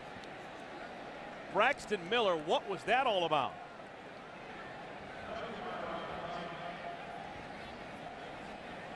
There wasn't a whistle. Didn't appear to be that there was a stoppage of play. That ball was live. You can see the officials are having a conversation about what exactly happened. There's a number of things that went on, an apparent incomplete pass or a fumble, a penalty. Let's get the call here from Todd Gearlings. The quarterback was, while throwing, he attempted to throw a forward pass. Therefore, we have intentional grounding on the offense. It will be a spot foul. Loss of down will be 4th down. Well, a brain cramp for Braxton Miller. I guess silver lining for him, at least Ohio State still has the ball.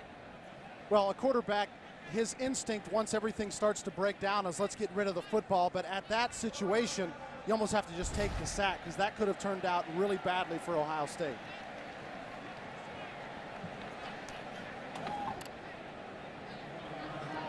So it's going to be 2nd down and 21. After the penalty, 2nd down and 21. Clock is stopped with 1:09 left to play. Ohio State has all 3 timeouts remaining here in this first half. Designed run for Miller, and Miller out across the 45, still on his feet, tackled from behind after picking up a first down.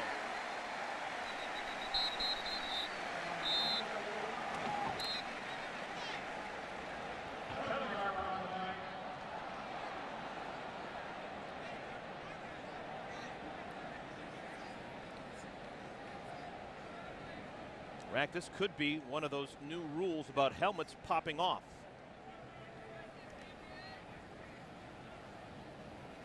There's no foul on the play. Number 95's helmet came off during play, and he did not participate after that. So the thought was that if Bryson Albright's helmet came off and he didn't stop, he continued to play, that would have been an unsportsmanlike, a personal foul on him that would have been tacked on to the end of the play.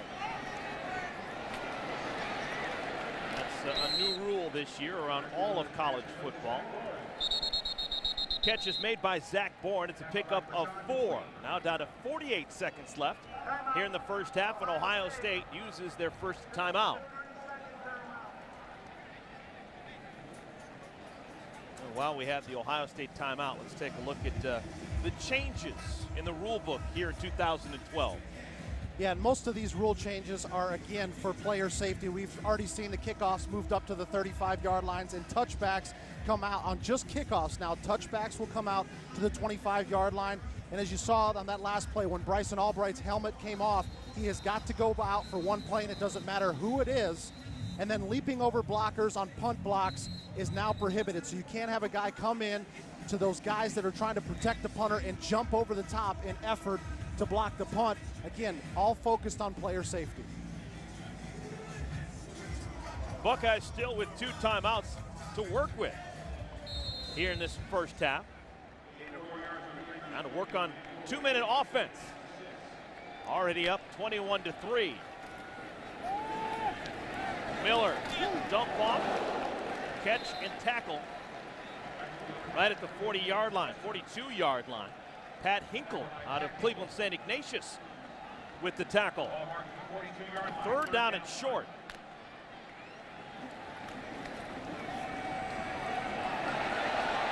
Tons of time, and Miller says, you're going to give me the first down, I'll take it, steps out of bounds and stops the clock. You really want to get Braxton Miller out on the edge. Anytime you get a 3rd and short situation, you got so many opportunities. He was trying to find a big play down the field, but I like right at the last second realized, you know what, let's just get this first down and give us a fresh set of downs.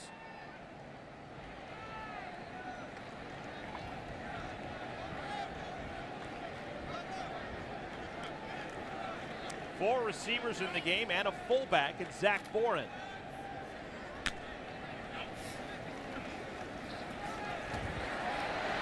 Miller wants a bunch, has a man wide open. The pass is late and incomplete. Evan Spencer was wide open for a moment, but then the defense caught up when the pass wasn't a perfect spiral. Yeah, he just didn't have enough pace on it. Of course, he was rolling out to his left side away from his strong side, and in order to get that one in there, he would have had to throw a bullet. You can see that one was wobbling quite a bit, gave the defense time to react. Sean Dupuis with a nice defensive play to knock the ball away from Spencer. 16 seconds left to play in the second quarter.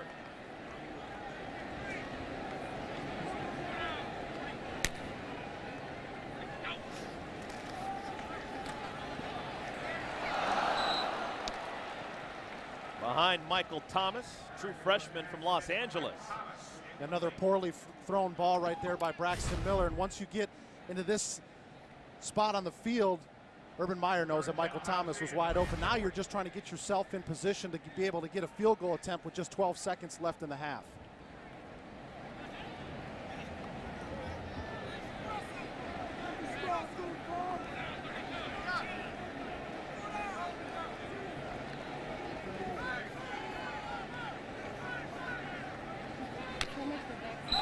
Movement on the line. That'll go against Ohio State. Appears to be Reed Fragel. Ball start. Offense. Number 52. 5-yard penalty. Remains third down. I thought it was 77. See bottom of your screen, Reed Fragel, the right tackle, is the one that just gets a little bit ahead of himself. There was a lot of talking going on and a lot of time that elapsed, and those offensive linemen get a little excited. They're ready to get back in their position to protect.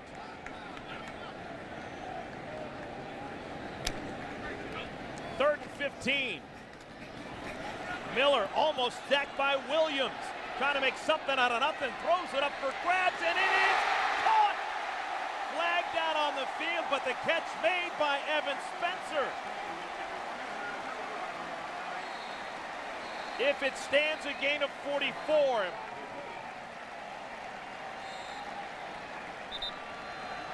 Ohio State, their second. This is a 30-second timeout. 44-yard catch. Evan Spencer with the grab. And I like the fact that they took a shot downfield. We've seen how athletic these wide receivers are, being able to get up and make a play on the football. Excellent job by Evan Spencer going up over the top.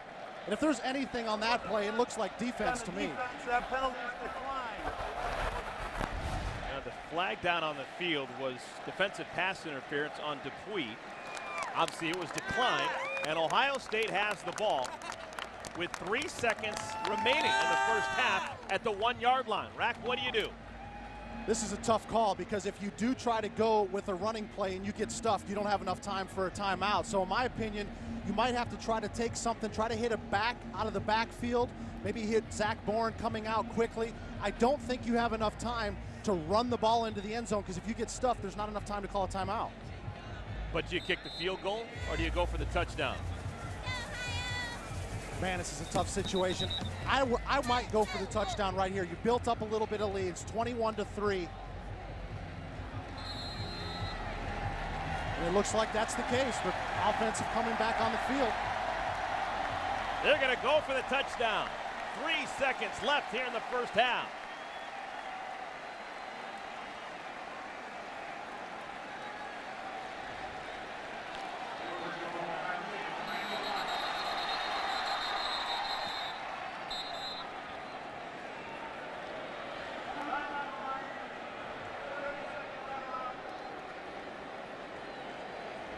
So after seeing the formation, Don Treadwell calls a timeout. Well, you saw Ohio State run that little mini huddle and came up to the line of scrimmage really quickly. I think it's a smart call by Don Treadwell. Call a timeout. Make sure your defense is aligned properly. Make sure you got the right personnel on the field to match up with what Ohio State's bringing out. Now, does that change Urban Meyer's thinking? Now do you kick the field goal? No, you already came on the field. Keep it going. And I like what we're talking about, the fact that his offense has found some momentum in the second quarter. This could really set the team off for coming back out in the second half if they can get this ball in again for the touchdown. Closer ball game, maybe you bring the field goal unit on.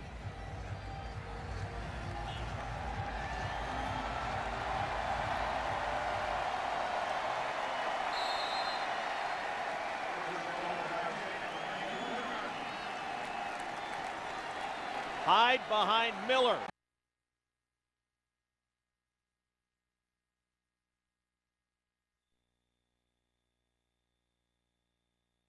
Keep the 230-pound Hyde out of the end zone, and that'll do it for our first half. Ruling on the field as the runner was short of the goal line. That's the end of the second quarter. That's one of the reasons why I thought they needed to try to run a pass play, because if you get stopped, you don't have any time to stop the clock.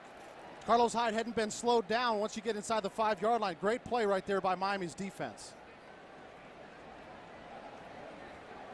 So the Redhawks stiffen and go to the locker room with a bit of momentum. They still are down 21-3. Stay tuned for the Buffalo Wild Wings halftime report. Dave, Jerry, and Howard, they're coming up next.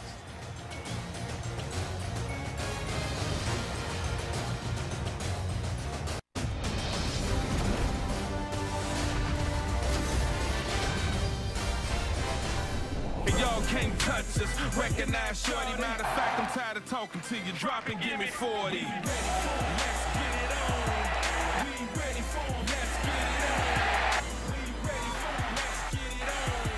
We ready for 'em. Let's get it on. We ready for 'em. Let's get it on.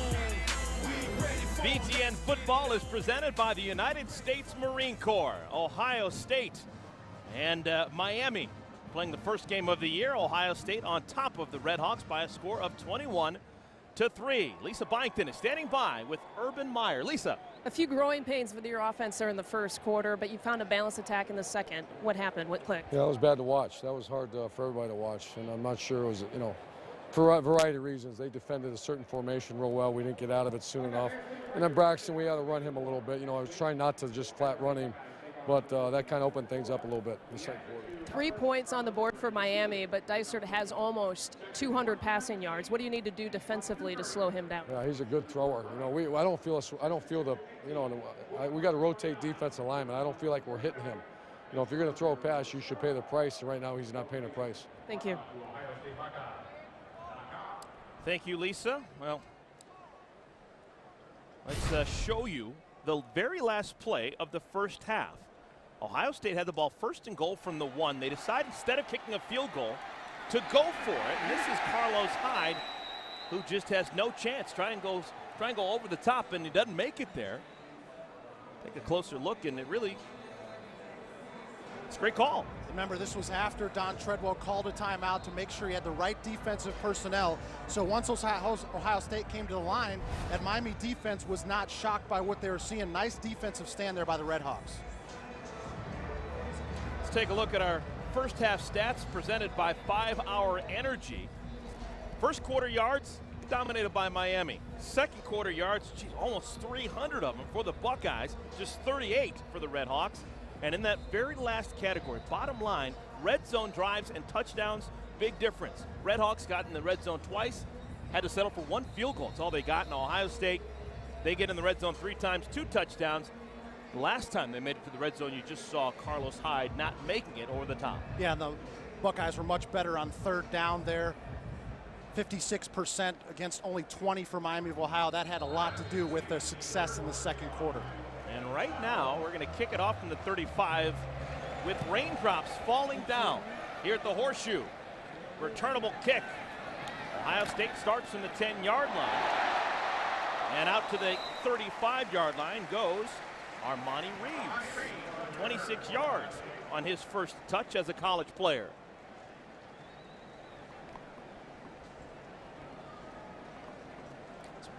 It's been a cloudy day, but now for the first time rain is falling here at Ohio Stadium. Just spitting, nothing significant. Maybe a little bit better for the players, though, because it was about 90 or 95 degrees and sunny yesterday here in Columbus. But for players having all those pads on, they probably would prefer this 82 degrees. Corey Brown comes into the backfield, and he's going to be the pitchman on the option. Doesn't get it as Braxton Miller keeps it. Miller off to the races. Stutter step. He's got a chance. Touchdown!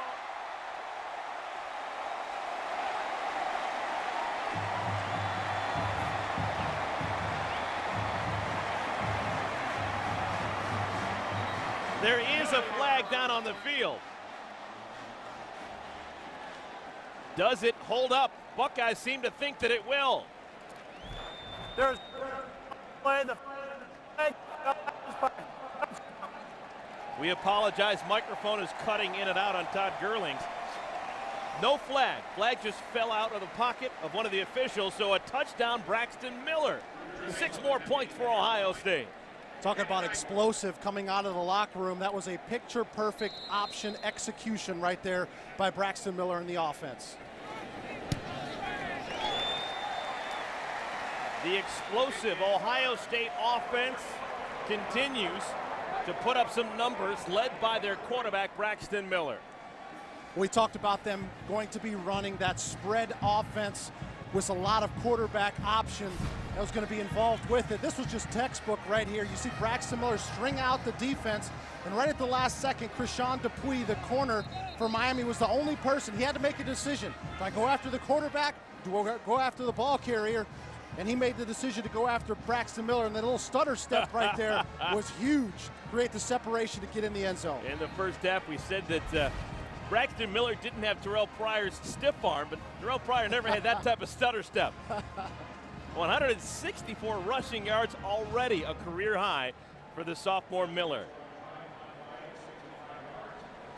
Well, Urban Meyer was telling Lisa that he didn't want to come out early on and run Braxton Miller. I think after that, him and Tom Herman are going to say, maybe we dial up a little bit more of those option plays here for the rest of the game.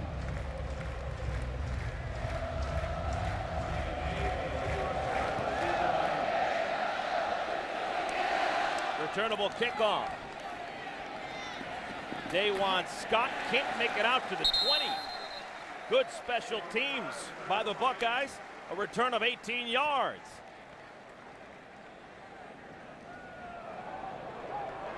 All right, let's get into that huddle for the Miami Redhawks.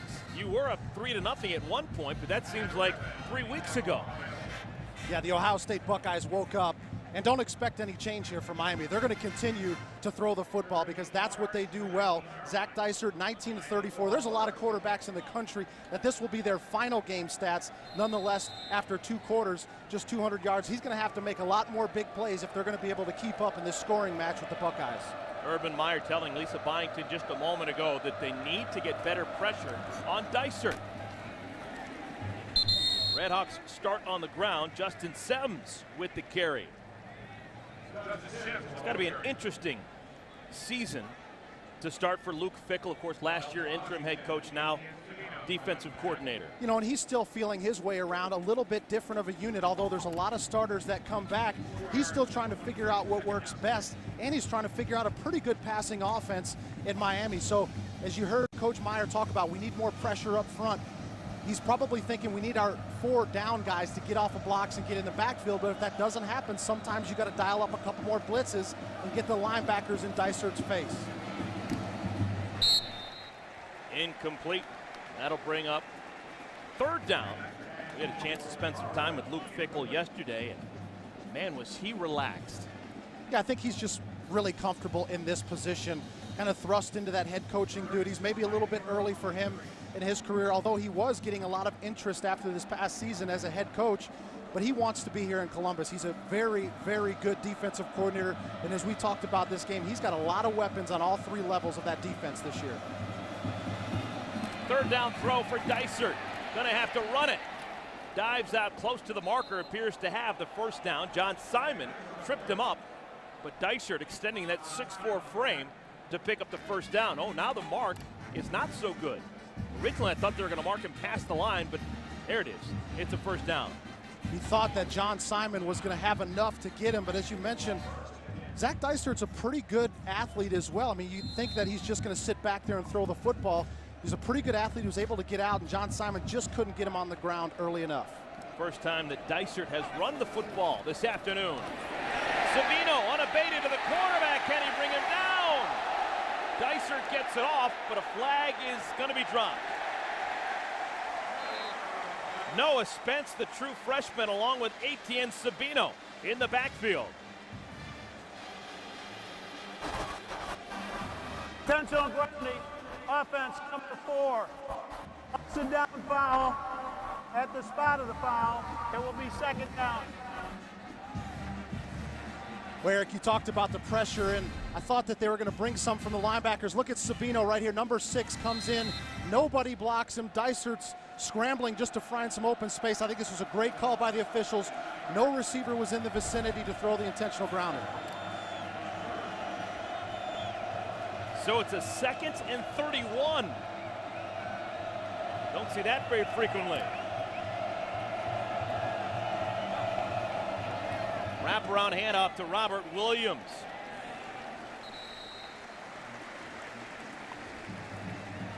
Adolphus Washington, number 92, one of the tacklers.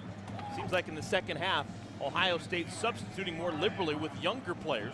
Adolphus Washington and Noah Spence have been out on the field, and the defensive line didn't see much of them at all in the first 30 minutes. Yeah. Both those guys, big-time recruits. A couple really young guys that Urban Meyer has high expectations for, especially Noah Spence, number 8. Feels like he's got that SEC style of talent out of a defensive end. It'll be a little rough early on, but you want to get him on the field to pass rush. 3rd down and 30. Harwell makes the catch out of bounds, and you're probably not going to say that again to Urban Meyer. You said that in our meeting, asked him about SEC speed at Ohio State, and he just sneered. They don't want to believe that. They have speed here in the state of Ohio. They do have speed, and we talked about Bradley Roby already in the 4.31 that he reportedly ran this summer. They've got a lot of speed, but Urban Meyer wants more speed, and that's from the pedigree that he comes from. He feels like you win in college football with speed. Ball is loose. Ohio State trying to jump on it and score a touchdown.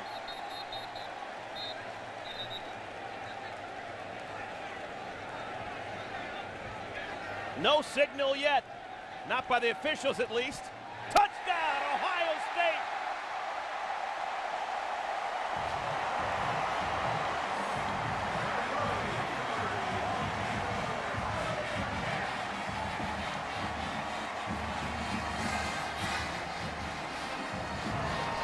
A special teams touchdown for the Buckeyes. Yeah, this one's on the long snapper. That ball way too high for the punter. Miami coming in with 2 guys that had not long snapped before in a college football game. David Zalant and Bryce Leewald. Very inexperienced at that position for the Red Hawks. Ohio State, 2 touchdowns already here in the second half.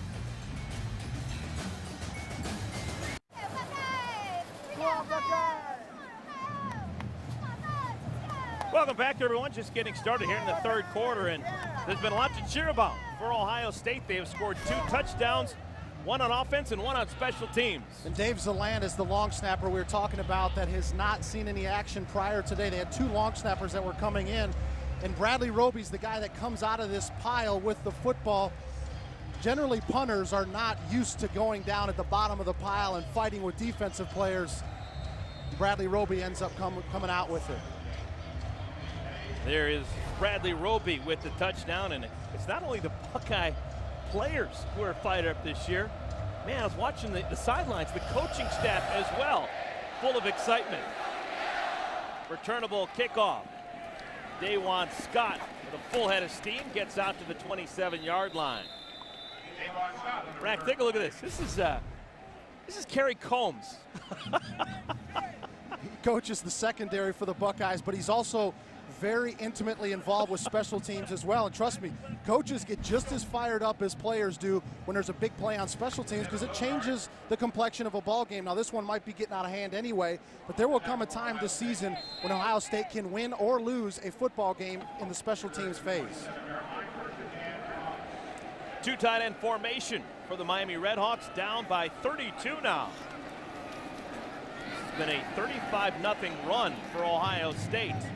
Harwell with the catch, pushed out of bounds. Harwell is now their main threat offensively besides their quarterback Dysart. He had 97 catches a year ago, close to 1,500 yards. But for the most part, this Miami offense has been non-existent since the first quarter. Yeah, they came out with everything flying in that first quarter, but I think Ohio State really settled down. They probably came out with a little bit too much energy and adrenaline, but especially on the offensive side of the ball, they settled down, and once they started moving the football, it doesn't seem like anything's stopping them now. Veteran Dysart throws that out of bounds with nothing developing. Get all access video content, download our great mobile apps, and participate in one-of-a-kind online auctions. OhioStateBuckeye.com. It's part of the Big Ten Digital Network.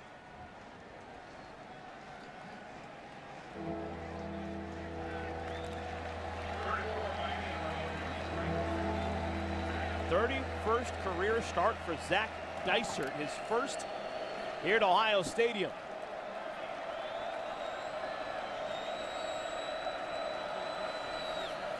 Simon coming off the edge, grabs him by the back of the jersey, can't bring him down. And the catch is made by Andy Cruz. The relentless effort of John Simon almost gave him a sack. Yeah, here's Simon down at the bottom of the screen, 54, coming around the corner again. He ends up almost getting Dysert, but then it's Jonathan Hankins, number 52, who cleans up at the end. Got to give Zach Dysert credit for getting rid of that football. Two of Ohio State's best defensive linemen bearing down on him. Hankins, 6'3", 322 pounds. He's got a chance to be a high-round draft pick when he decides to leave Ohio State. Another catch made by Cruz, the senior from Cincinnati, has had a nice day.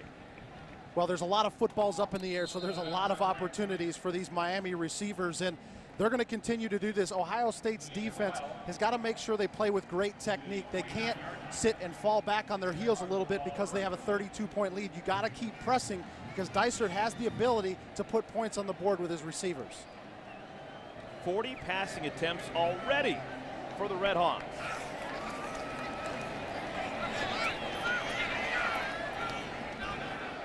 Did he stay in bounds? No catch by Harwell. So it's 2nd down and 10.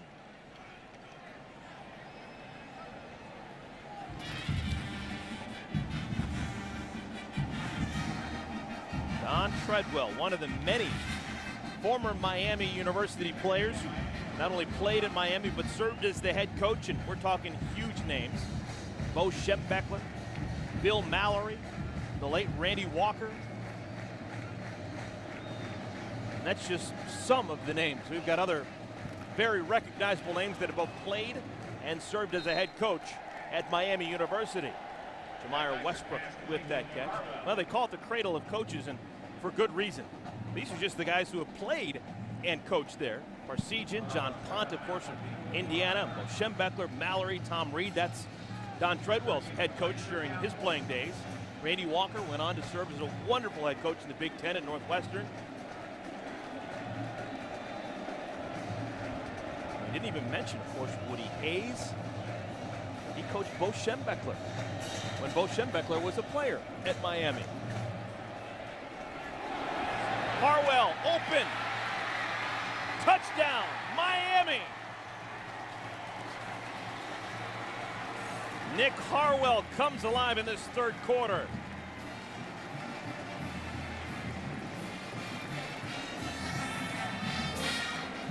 Again, really nicely delivered football right there by Zach Dysert, and that was Corey Brown, the defensive Corey Brown, or otherwise known as Pittsburgh Brown, that was in trail coverage right there, and he just got beat by Nick Harwell. Very nice route there, but again, you see that when Zach Dysert delivers the football, it's generally where only his receiver or nobody else is going to be able to make a play on it.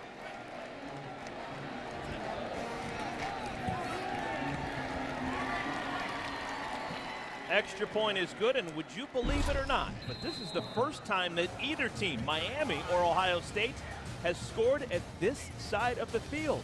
Ohio State up 35-10.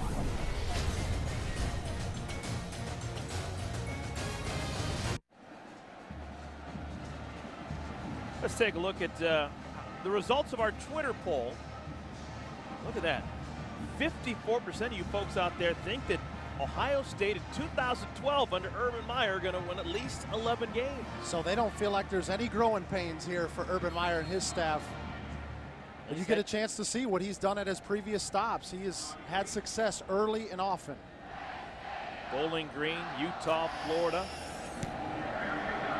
Never had more than 3 losses in his first season at any place. Armani Reeves on the return. Go down on the field for more on Urban Meyer. Lisa, what's going on? Hey, Eric, I spoke to Ohio State Athletic Director Gene Smith before the game, who was obviously all smiles. Now, he tried to give Coach Meyer some space here in the pregame, but he was even telling me some of the differences that he's seen with Coach Meyer being here in terms of when the players walked out initially out on the field in their suits and Coach Meyer came in and gave him a high five. He said he's very emotionally involved with his team. He also added, we are one of the schools that has the ability to flip. He said USC and Ohio State can absolutely do that. Wow. Thanks, Lisa. Last year, Ohio State finishing below 500. Lost 4 consecutive games to end the season. But then, Urban Meyer deciding to come back home. Coached here in Ohio before at Bowling Green, then went on to Utah, has wonderful success. And then, of course, the 2-time national champions with the Florida Gators. Chris Leak, Tim Tebow, guys running his offense, putting up huge numbers. A lot of guys on those Florida teams are playing at the next level, including the Percy Harvins, the Tim Tebows, the Brandon Spikes on defense. He had a habit of recruiting great players, developing them throughout their careers, and putting them in the first, second, and third rounds of the NFL draft.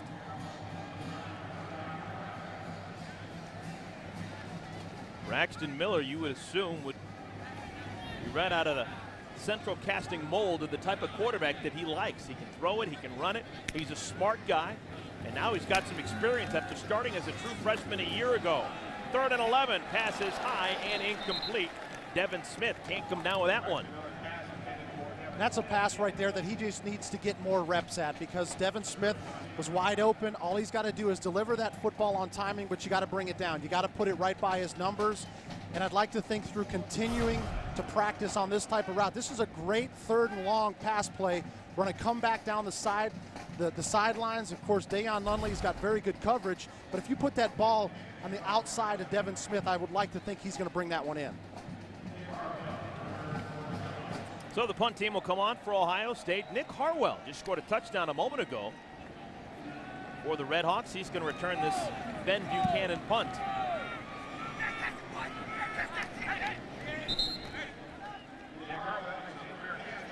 Punt of 39 yards, no return, and Big Ten Network celebrating its 5th anniversary, and there have been many memorable moments from our coverage of Big Ten football. How about this one? September 2nd of last year, Michigan State's Arthur Ray, battling cancer for so many years, returning as a starter, playing the first play of the game against Youngstown State. Yeah, I was fortunate enough to call that game, and you know, if you're a college football fan, if you're a fan of life, boy, it was tough to fight back the tears when he was coming on to get a starting assignment. Joel Foreman, the senior, gave up his spot so Arthur Ray could start, and it was a really emotional night and a great moment in Big Ten Network history. Dajuan Scott picks up 3, and Mark D'Antonio kind of returning the favor to Joel Foreman. We got a chance to see on the Big Ten Network Joel Foreman's final Big Ten game last year, senior graduating, and the guard actually got a carry. They snapped the ball, handed it off to him, and he rumbled up the middle of the field. Every offensive lineman's dream, but just by seeing that, if you're an offensive lineman out there, especially at the college level, don't get any ideas. Joel Foreman was a special case. Dysert breaks the first wave of tacklers and completes the pass. I'm telling you, this guy's showing me something. He is being harassed in the second half. Garrett Goebel almost had him down, but he still completes the toss out to the sideline and pick up of 7. Well, Eric, and you can see that he does just enough to be able to keep the play alive, and that's what their offensive coordinator, John Klasick, told us, that one of the 2 greatest things about him is he's got the ability to keep a play alive, and he keeps his eyes downfield. You're not going to see him running 20, 30-yard, 40-yard run plays like Braxton Miller, but just enough to keep a play alive. Not much doing there. Harwell, another catch. Bradley Roby on the stop. Bradley Roby has had a nice day. Remember, he had the special teams touchdown. Nearly had that interception earlier on in the first quarter. And boy, he's an impressive defensive back. I really like what he brings to the table, both in coverage and being able to come up and run support.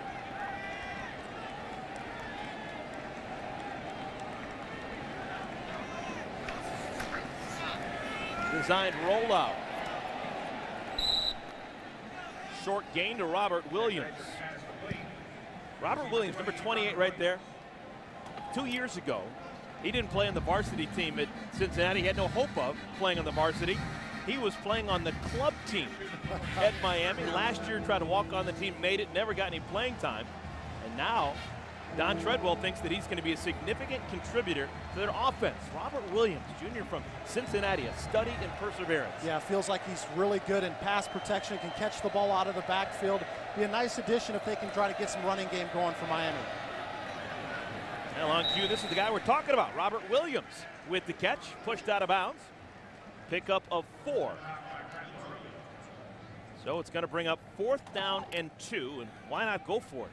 Yeah, at this point in the ball game and the way that Zach Dysert commands this offense, you got 2 yards to go on 4th down. You're actually in Ohio State territory, kind of in between that punt and field goal range anyway. Go ahead and go for it and see if you can pick up the 1st down. Ohio State still has their first string defense on the field. 4th down and 2.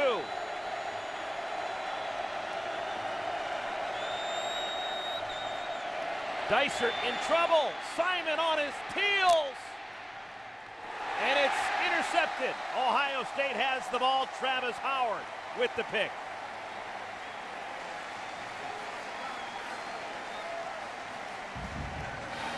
You want to see a senior defensive lineman and being smart. Watch John Simon's hands start in a horse collar, then watch him reposition his hands so he doesn't just pull down with the right arm. When you talk about one of the top 5 people that Urban Meyer's ever seen, I think we'll see continued plays like that throughout the rest of this season. Relentless is John Simon, and it results in an interception for Travis Howard. Because Eric, if he keeps going and he just pulls him down with that right arm on the back of his shoulder pads, that's going to be a horse collar. But instead, he kept running, got that left arm on him too, and was able to bring him down, force him into the bad play. Here's Zach Boren with a chance in the passing game, and the big fella rumbles out across the 50 to the 46, 14 yards for the senior Boren.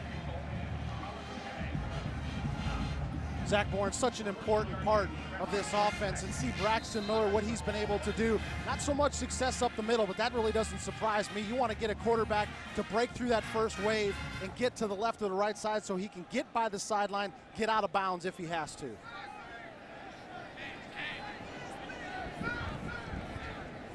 It's still been Carlos Hyde as the main tailback in today's game. They fake it to him. It's going to be an end around. Devin Smith trying to get to the edge, and Smith, a nominal gain, a pickup of 2. Nice play defensively, DJ Brown and Trayshawn Dupree.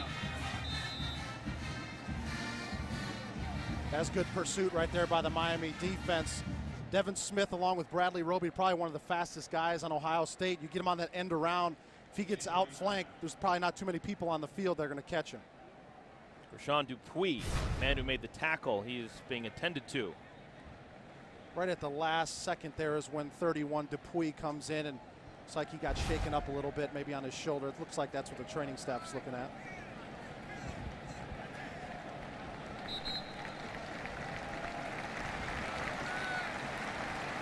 So Dupuis, one of their starting corners, is going to have to leave the field for a while.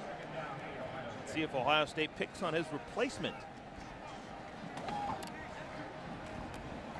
Coming on in one of the corners right now. Marshall Taylor, number 21, is the corner who runs onto the field for Miami, replacing him.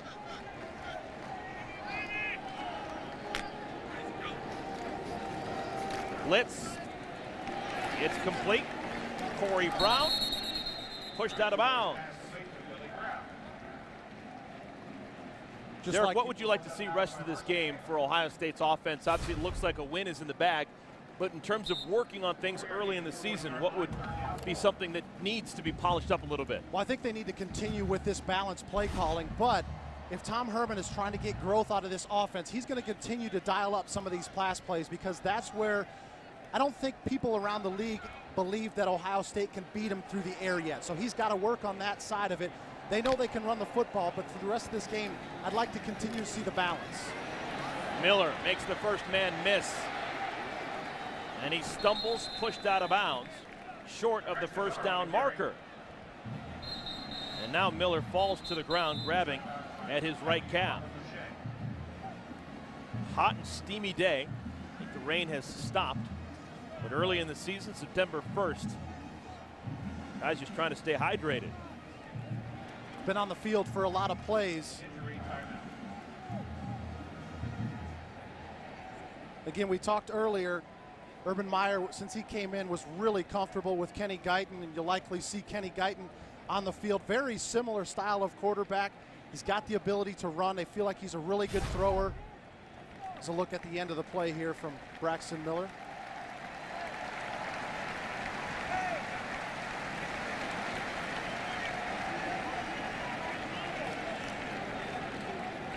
All right, so this is interesting now because it is 4th down and 3. And instead of punting the football away, they're going to bring in the second-string quarterback in Kenny Guyton for his first field time of the year. And again, you're at that spot on the field, 39-yard line, is kind of right in between a punt and a field goal attempt. And, you know, Tom Herman said that he feels like Kenny Guyton is a guy that can learn by watching, doesn't have to get him a whole lot of reps. Design quarterback run. Guyton trying to get to the marker, and he does. Oh, hit hard at the end of the play, and a flag comes down. Marshall Taylor, who had just checked in at one of the cornerback spots, may be whistled for being a little bit too aggressive. After the play was over, personal foul, late defense, number 21, 15-yard penalty, first down. We talked about Marshall Taylor just coming into the ballgame. That's just a little bit of the inexperience right there. If you see Kenny Guyton is clearly running out of bounds, you just got to hold off. No reason to hit the quarterback in that situation. Guyton remains in the game at quarterback. How much do things change with him in there instead of Braxton Miller? Honestly, I don't think they change at all, Eric. I think they run the exact same style of offense. You've seen Kenny Guyton's got the ability to run the football. It's not going to change to be a passing offense by any means. Incomplete, looking for Evan Spencer. We asked Urban Meyer what he knew about Kenny Guyton coming into this season. He said very little. Didn't really know him much as a high school prospect down in Houston, but he has been pleasantly surprised with the way that he has picked up the offensive system and the athletic ability that he brings with him. Yeah, absolutely. And you saw that throw right there was right on the money. Evan Spencer just turned his eyes up the field too quickly before he had the catch secured. And again, this is what Tom Herman had mentioned to us, their offensive coordinator. It makes a head coach and an O coordinator sleep so much better at night when you've got a lot of confidence in your backup quarterback. This is a run. Hyde down to the 13.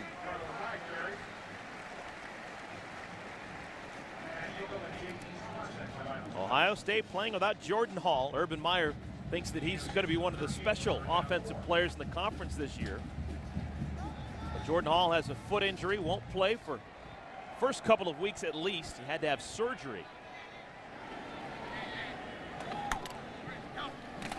Bad snap, it's high. Someone's going to have to fall on it. And it's Corey Brown, but the loss is a big one, all the way back to the 36-yard line. And it may take Ohio State out of field goal range. Loss of 22. Excuse me, Eric. Corey Lindsley playing that center position, and we hadn't seen really any errant snaps from center to quarterback the entire day. Setback right there for the Ohio State Buckeyes, but a nice job by Corey Brown, not trying to pick that football up and do something special with it. Just get on top of it and make sure you have possession of the football. They're trying to reset the game clock, and they have. It's now set at 3:52 in the third quarter.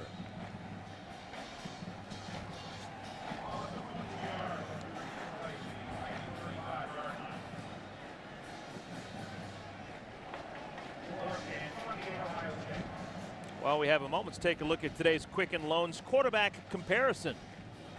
You saw early on it was just dominated by Zach Dysert. He continues to have success throwing the football. There's just no running game to go along with it. But Ohio State, especially from that second quarter on, they've had such great balance, and Braxton Miller really caught some momentum in that second quarter, especially through the air. And that graphic didn't show you the rushing yards for Braxton Miller, and that's where he's going to really earn his scholarship. He has 164 yards rushing.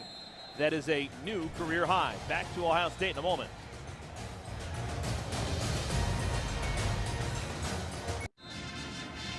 Urban Meyer's debut with the Ohio State Buckeyes as the head coach. He has been on a coaching staff with Ohio State before. He was a 2-year grad assistant back in the 80s when Earl Bruce was the head man. Definitely familiar with this area, familiar with Ohio football. I think that's one of the biggest assets that he has, is that from a recruiting standpoint, he knows where to go in this state, which is so rich with talent. Lisa Byington is standing by with some Ohio State royalty. Lisa, take it away. Left-handed royalty in Michael Redd, who's a big football fan. When you were here, it was the Cooper era. Yes. Now it's the Urban Meyer era. Do you feel the buzz here today? Yes, yes. There's such a buzz in the city, excitement. Obviously, we know the reputation of Urban Meyer. and to have him here at Ohio State is huge. So I'm excited for our future. Now, you played golf with Urban Meyer. Tell us about that. It was fun. It was fun. He's intense. He hates to lose. I think I got the best of him that day. It was a competition that we did locally here in the city. So it was great, but just enjoyed talking to him throughout the day. What are the scores? What was the scorecard? What did it read? It wasn't stroke play. It was more of just match play. So I advanced. He didn't, but he hung in there for a while. So, but his mind was on football. So that's where he was at. Thank you for joining us. We appreciate it. No, Basketball guy with a football guy, and in between NBA teams. Say that again? You're in between NBA teams. Good luck with that. Thank you. Thank you. Thank you. Man, Michael Redd could score the basketball. He was terrific during his playing days here at Ohio State. And he was terrific at being humble down there. Didn't want to say how bad that he beat Coach Meyer in his round of golf. I can admire that. I can admire that. Have a bit of a delay right now. John Quinn, our head linesman, he got dinged up right there. It was kind of caught. Jimmy Turvey was running onto the field for Miami. He's trying to work it out, I think, stand on the field.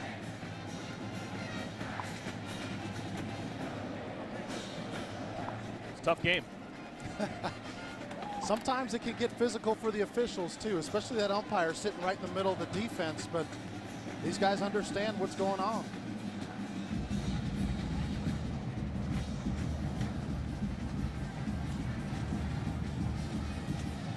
So it's 2nd down and 6. Miami with the ball. Redhawks scoring a touchdown last time they had it. Touchdown pass, Dysert to Harwell.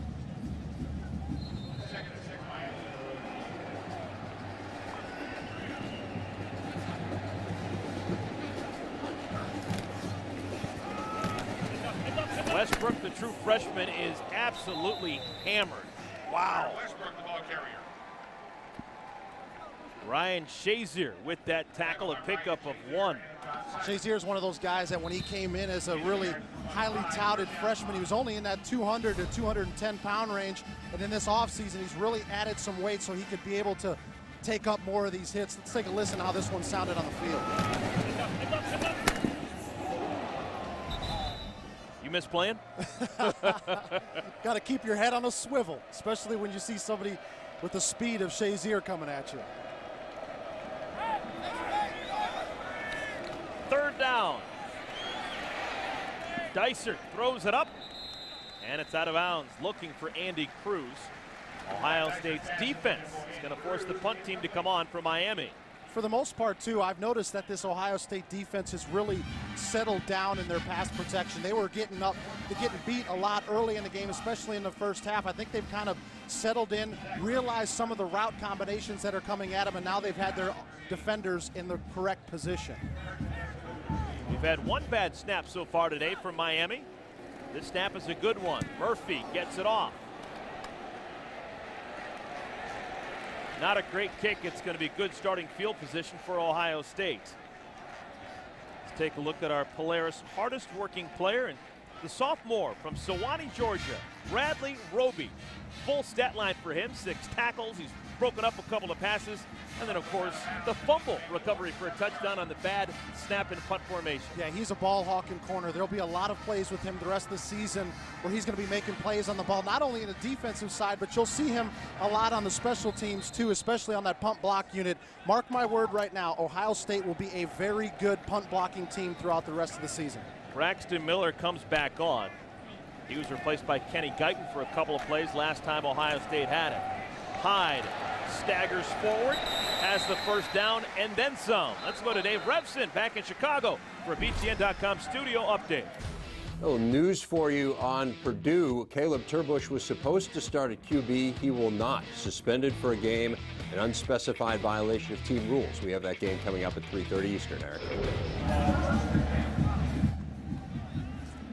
Wow, thank you, Dave. That is big news. Boilermakers trying to catch a break with their quarterback play in recent years. Seems like anything that can go wrong has gone wrong. Kent Kern, true freshman, coming off the bench from Miami and making the tackle. And once again, it looks like Braxton Miller in a bit of pain. Eric, it almost looks like he's battling some cramps.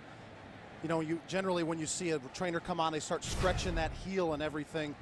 You take another look at it, he's not taking any hits or anything. It's just kind of when he gets down, he's getting in an uncomfortable situation, and he's probably catching a cramp. What are some of the things that you used to do back in the day to avoid that situation? You played in the NFL in some hot environments down in Atlanta. Generally at this point in the ball game, there's nothing that you can do. You've got to get hydrated before. And as we talked about, he's running a lot of plays. But that's why these guys are taking Gatorade not only the morning of the game, but they're doing it Friday, Thursday, Wednesday, trying to hydrate throughout the entire week so this doesn't happen during a football game. Kenny Guyton, his second bit of action for Ohio State at quarterback. Redshirt junior from Houston. Says he's really improved his footwork as a passer. Throws it to Jake Stoneburner, who wasn't looking. Miscommunication there. Yeah, Guyton was waiting for Stoneburner to look right away on kind of one of those quick pop passes, but Stoneburner had his idea that he was going to go all the way across the formation and start looking once he beat the linebacker. Definitely a miscommunication on that route combination.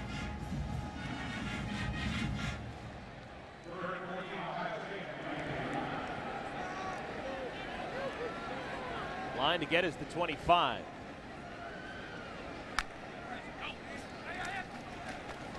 Blitz is picked up, but Guyton still goes down. Wambalumba with the sack. Wambalumba, the junior from Fort Meade, Maryland, was born over in the Congo. I think this guy has got a chance, really fills out the lineup card. He's 6'3", 261 pounds. Look at the excitement level for him, getting a sack here in front of a packed house at Ohio Stadium.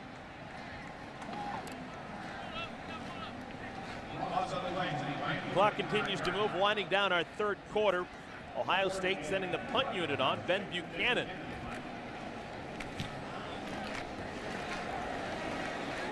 Nunley's going to stay away from it, and it's going to be down at the 5-yard line.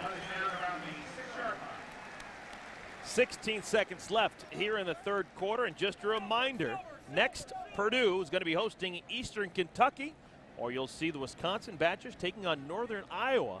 Coverage starts after our game, presented by John Deere. Go to btn.com/gamefinder to find the game in your area.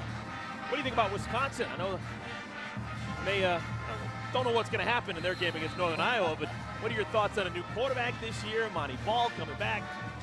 Yeah, Danny O'Brien just needs to make sure that he goes in and is Danny O'Brien. He doesn't try to go in and be what Russell Wilson did. And then Monte Ball, yes, it is Monte this year. Will he be able to follow up that last season? Again, I don't know if he needs to try to fill up the stat sheet like he did, but if they could continue running the football, especially with all the changes that they've had on the offensive staff, Wisconsin's always going to be a contender.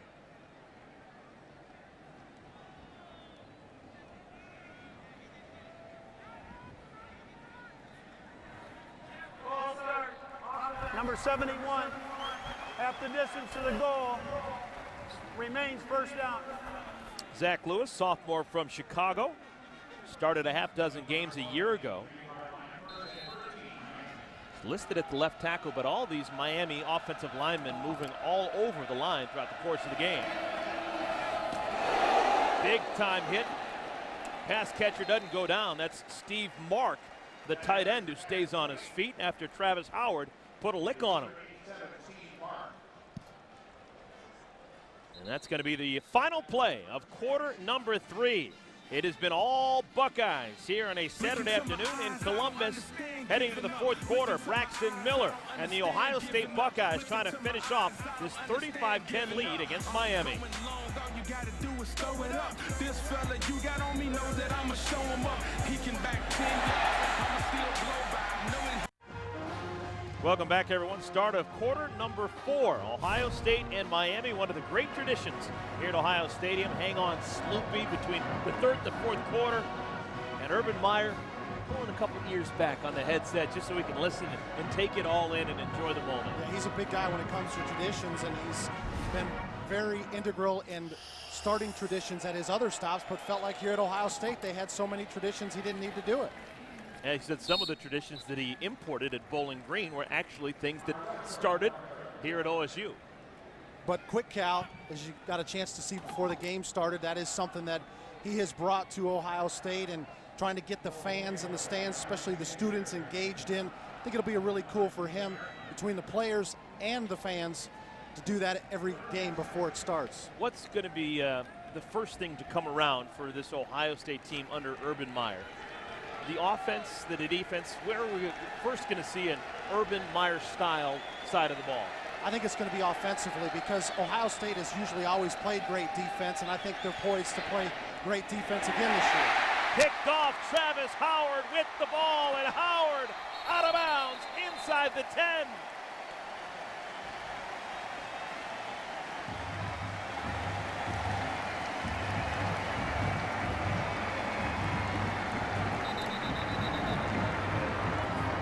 Howard's second interception of the day. And just as we start talking about the offense, the defense makes a big play. But turnovers has been a staple for Urban Meyer, and everywhere that he has gone, his teams have dominated the turnover margin, and he's making that an emphasis with this Ohio State team, that in order for us to be successful, we have got to dominate in the turnover margin. So the Buckeyes in the red zone already. Braxton Miller still on the sideline. Kenny Guyton calling the signals. Carlos Hyde behind him. He gives it to Hyde. And Carlos in there. Touchdown, Ohio State.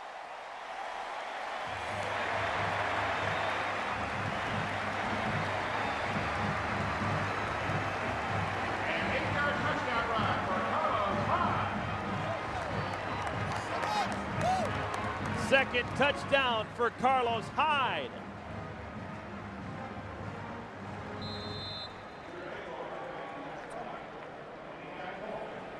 Drew Basil has had a busy day. Nothing but extra points. This is 6th. And Ohio State up by 32. 42-10 is the score. Ohio State continues to have so many big plays made by their offense, defense, and special teams. This results in a touchdown by Carlos Hyde.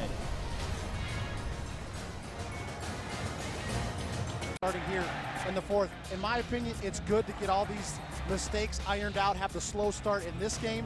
You don't want to have that to happen in a few weeks when you go on the road at Michigan State. The intensity, the feeling. Brand new day here at Ohio State. Urban Meyer putting his stamp on this program. Another kickoff returnable. Scott wrapped up and brought down. Let's go to Dave Revson in Chicago for a BTN.com studio update. Okay, Eric, Nate Shieldhouse out for the game with an ankle injury for Illinois, so the defense getting them some points. Ashante Williams with the pick 6. The Fighting Illini on top of Western Michigan 24-7. Thanks, Dave. Hope that Nathan Shieldhouse is okay. He's going to be a big part of that offense at Illinois. They're excited in their beginning of the season because Nathan Shieldhouse winning a quarterback derby during this summer. Westbrook, nowhere to go. And there's really been nowhere to go the entire afternoon. Coming into that play, Miami had minus 11 yards rushing when you factor in sacks. And this Ohio State defense has really put the clamps down. Now, yes, coming into the game, Miami hasn't been a very good rushing team. They will need to make improvement in that area if they want to be successful under Don Treadwell. But when you have a guy like Zach Dysert who is so good throwing the football down the field, you can see why they dial up a majority of pass plays.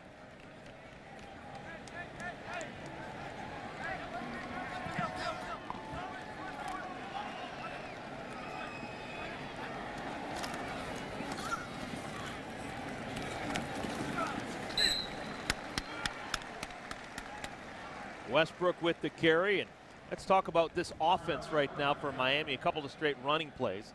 Are they just trying to establish some form of run for the rest of the year, or how come they're not throwing the ball like they used to? I think it's a little bit of both. You also just saw an interception that turned into 7 points really quick for Ohio State. So Don Treadwell's probably trying to get a little bit of work on the running game, but he also wants to make sure that this doesn't get too out of hand for his offense and have Dysart start throwing interceptions all over the field.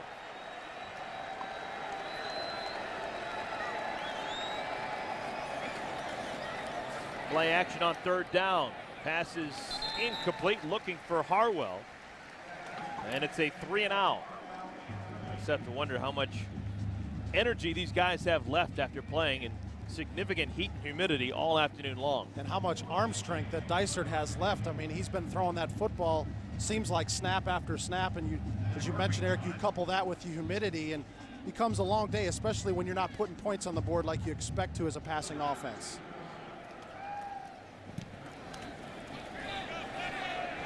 Returnable punt. Corey Brown still on his feet, and Brown tackled at the 40-yard line. Our big day here on the Big Ten Network continuing. Purdue hosting Eastern Kentucky, Northern Iowa and Wisconsin in Madison, and then later on this evening, Indiana State taking on Indiana. It's all on BTN. Go to btn.com/gamefinder to find the game in your area. Kevin Wilson and Indiana trying to turn things around from a year ago. Kevin Wilson was once an assistant on this Miami University staff.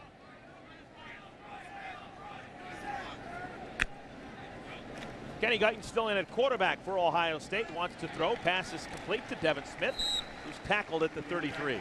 And I doubt we're going to see any Braxton Miller the rest of the afternoon, but I think this is excellent opportunity for Kenny Guyton to get on and get some meaningful snaps in this ball game, because you always hear the phrase, the backup quarterback is always one play away from being a starter, and the more reps that he's able to get in a competitive situation, the more prepared they will be if something were to happen to Braxton Miller.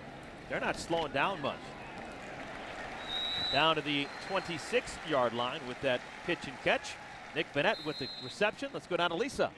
You know, just watching Braxton Miller, he's able to kind of walk up and down here the sideline. I talked to head athletic trainer Doug Callan, and he wasn't too concerned about Miller's cramping here on the sideline. But what he told me actually at Thursday at practice is that they do have to be concerned with some dehydration factors. He said there's about 100 gallons of water that they use at practices, and because of this up-tempo, no-huddle offense, they've realized that the offensive players have used more water during the week, and they've actually had to refill those 100 gallons more times than he can remember in the last few years, just because they're constantly moving and going. That's a great point. Thank you, Lisa. Yeah, it's been hot and muggy, and for the most part, we haven't seen too many cramping issues, with the exception of the quarterback, Braxton Miller. Yeah, they've been doing a great job, and Urban Meyer, he also makes it a priority, because when we were out at practice on Thursday, you constantly heard him saying, all right, give them a rinse, meaning let the guys get some water, because of how fast their tempo of practice is going, how they're running from drill to drill. He wants to make sure these guys are hydrated, because like we mentioned, if you wait until Friday or Saturday morning to get hydrated, it's too late. You've got to do it Tuesday, Wednesday, Thursday, and Friday. 3rd down and 3. Buckeyes already in field goal range.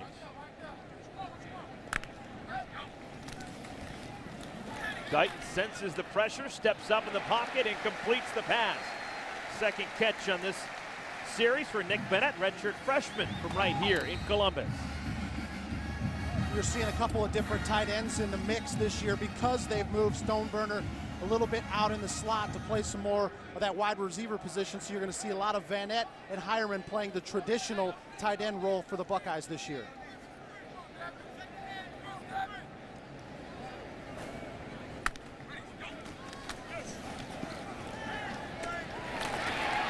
Catch out in the flat is Corey Brown. And Derek, in years past, Ohio State would have a 32-point lead in the 4th quarter, and it would be, boom, tailback up the gut, boom, fullback up the gut, boom, tailback around end.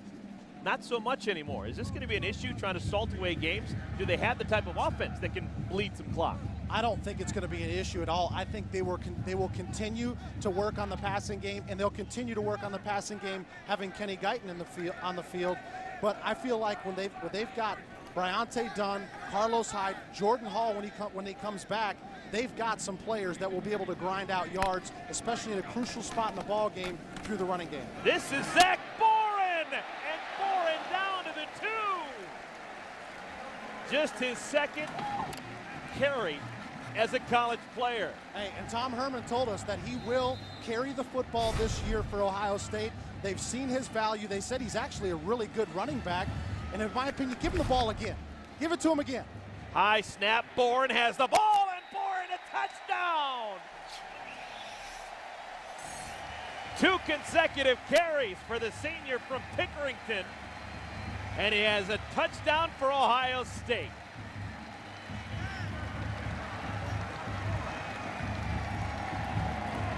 Somewhere, Jim Otis is smiling. And I guarantee you, his teammates on the sidelines are just as happy for him, knowing that all the time and all the hard work he's put in here at Ohio State, that he's finally getting an opportunity to carry the football.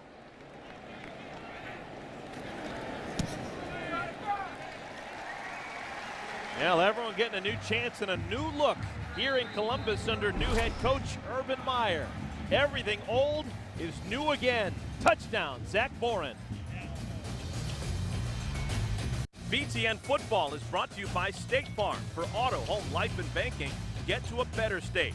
By Verizon, call ** NFL to get coverage of every NFL game on NFL Mobile from Verizon.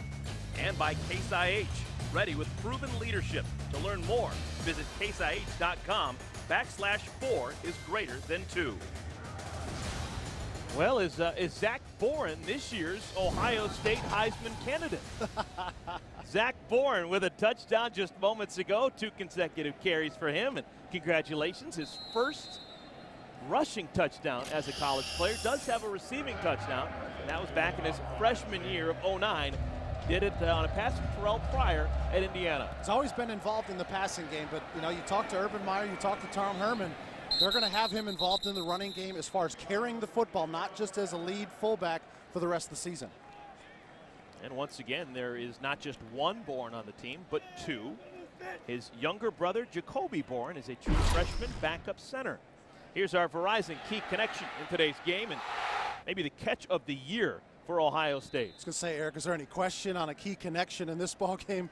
Devin Smith just goes up and snags that football out of the air, and highlight time right there. Zach Dysert, it looks like his afternoon is over with. Austin Boucher will come on. Hands off to Justin Semmes. There are a couple of Bouchers on the Miami University roster. This is Austin. He is a junior. His brother, Colin, is also a junior. They're twins. And even though they're not identical twins, they have identical GPAs. They both are 3 years into their college experience, and they both have exactly 3.21 GPAs, even though they've taken different classes. Is that incredible? That is incredible. I know it's quite the coincidence, but it's still incredible. Left-hander gets it out to Semmes. Stays in bounds. That is a first down. Clock will stop temporarily here in the college game and then start up again. Pickup of 8. Just as long as the Bouchers don't wear the same clothes to class, I'm okay. They can have the same GPA, but just don't wear matching clothes to class. Boucher is an Ohio kid. He's from Kettering, Dayton area, to Alter High School.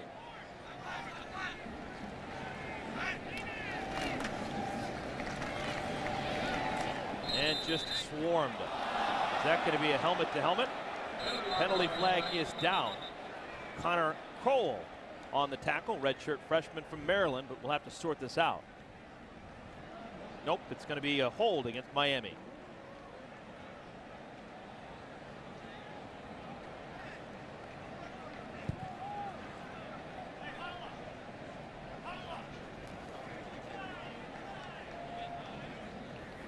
Holding, offense, number 71. Penalties decline. Results. Seeing Zach Lewis, number 71 right there, the middle of your screen, gets called for the holding penalty. He's actually been called for a couple of penalties, having a little bit of a rough afternoon, and looks like there was some miscommunication there too between Boucher and his receivers, thinking that he was going to have somebody quick in the flat.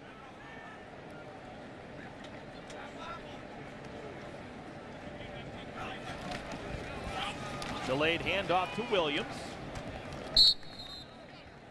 Who has flashed for you for Ohio State defensively? Who's kind of jumped off the screen in your eyes? I think it's the normal guys. It's John Simon up front and his relentlessness and how he pass rushes, how he plays the run.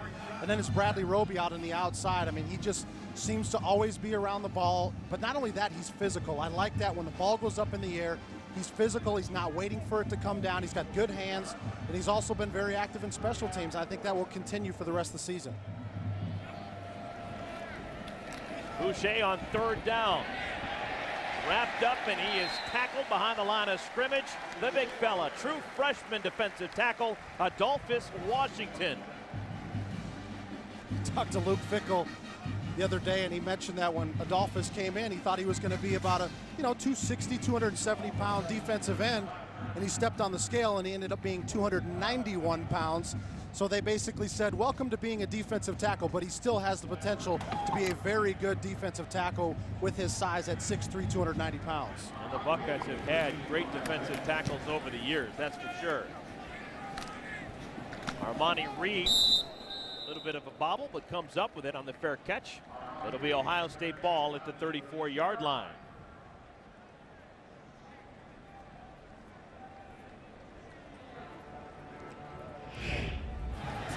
Braxton Miller's just had an outstanding afternoon. You saw the Devin Smith catch, but what I've been so impressed by is it's been in both phases. It's been through the air and on the ground, and once he's seen a hole, he has just bursted through. We know that he's got top-notch speed, that great stutter move right there to get into the end zone, but that's what he brings to the table for this offense. If he grows to be a better passer, this is going to be a dangerous offense.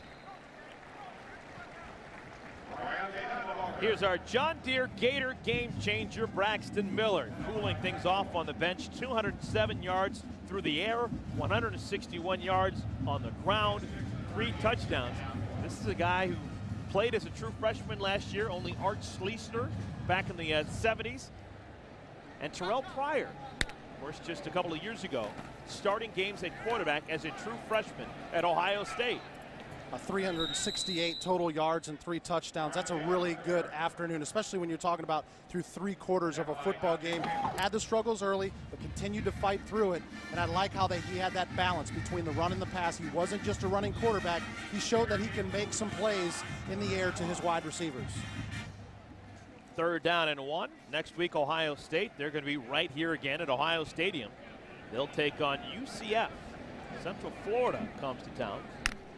Be a whole bunch of home games this season for Ohio State, 8 of them. Bryante Dunn, true freshman from right here in Columbus with the carry. No, he's actually in Canton, up the road.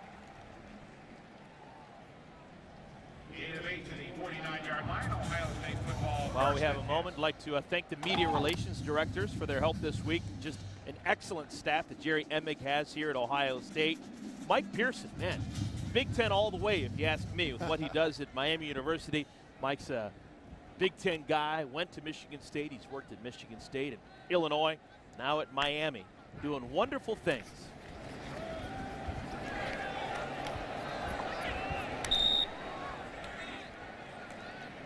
Football around the Big Ten underway, and the big debut for Urban Meyer looks to be coming off as a successful one for Ohio State. Yeah, big-time success. May not have looked that way in the first 15 minutes of the ball game, but he really kept his troops into this one, and I think you got to commend him and you got to commend the entire coaching staff to make sure that they continued to fight through it. They knew at some point it was going to pop. They were going to hit some plays offensively.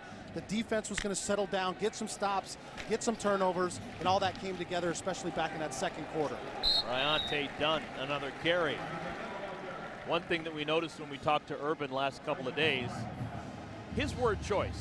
When he was talking about the Michigan Wolverines, he never said Michigan or the Wolverines or that team up north. He said, our rivals. He's referring to the Wolverines as our rivals, and that's it. Become a staple in that Michigan-Ohio State rivalry, that they are not referring by name to either school, and I like it. I think rivalries is what all of college football is about. And especially for Ohio State, not eligible for the postseason, that will in effect be their bowl game. So you know the Buckeyes will be ready to play that day.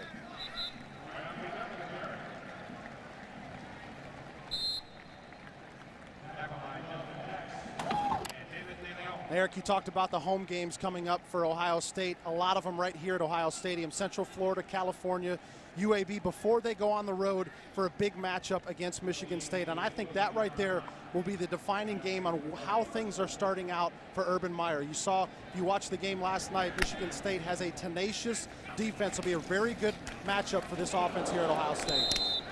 I think that a big week in Ohio State football is going to be that open date that they have November 10th. That week they're not playing at all. That's right before their final 2 games of the year. They're 2 doozies, at Wisconsin and then right here at Michigan. So it's going to be a full 13 days to kind of get your mind right and focus for the final thrust during the regular season. Get guys healed up, and as you mentioned, Eric, they got 2 really tough matchups to close the season. But as this conference continues to get more competitive and recruits come in that end up being 4- and 5-star, and these coaches continue to develop them, there's not going to be very many easy games on your schedule, especially in conference play. Catch is made. Verlon Reed into the game, stays in bounds. Clock continues to move. We're under 3.5 to play here in this season opener for both Ohio State and Miami. Yeah, and a really good job so far by Kenny Guyton, how he's been able to lead the offense. A lot of times when you see the backup quarterback come in, that generally means 3 and out. But he's been able to get plays through the run and pass here as the second-team quarterback. Rod Smith with the carry, and this guy has got that great body, 6'3", 228 pounds, out of Harding High School in Fort Wayne.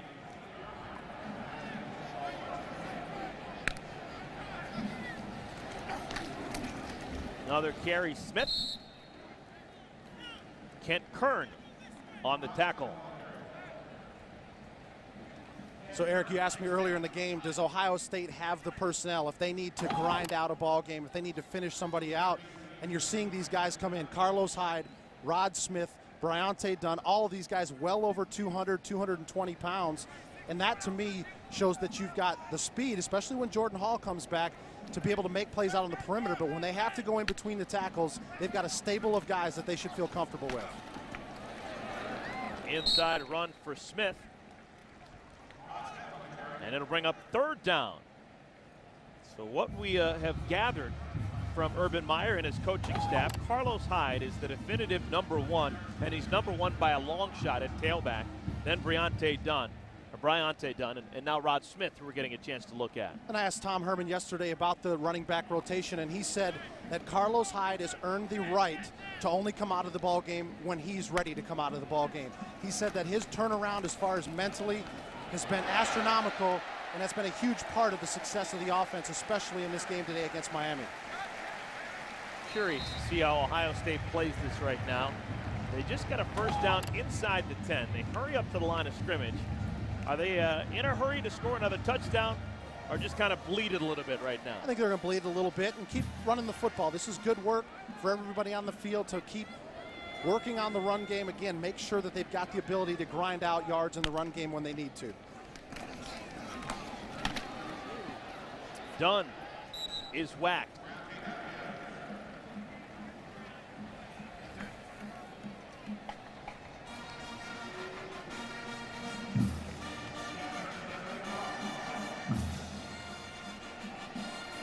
Look at that number rack.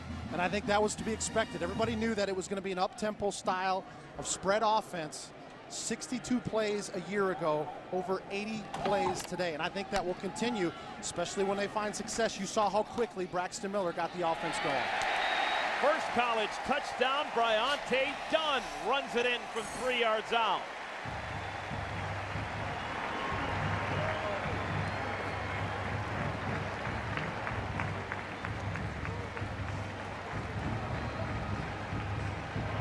True freshman from Glen Oak High School. Another touchdown for Ohio State, their 8th of the game. 8 touchdowns by 7 different players now. Extra point is good. 44 seconds remain. Ohio State going to move to 1-0 on the year. A lot of different weapons this year at Ohio State offensively. Thanks a lot, Dave. It's been a busy day for everyone involved, particularly Brutus. Some more push-ups there. 56 of them. You got to know that Brutus and the folks that are doing push-ups, they don't like the non-conference schedule, because when there's a lot of points scored, that means they have a lot of work to do throughout the afternoon. Buckeyes second most points since 2008 when they hung 73 on Eastern Michigan.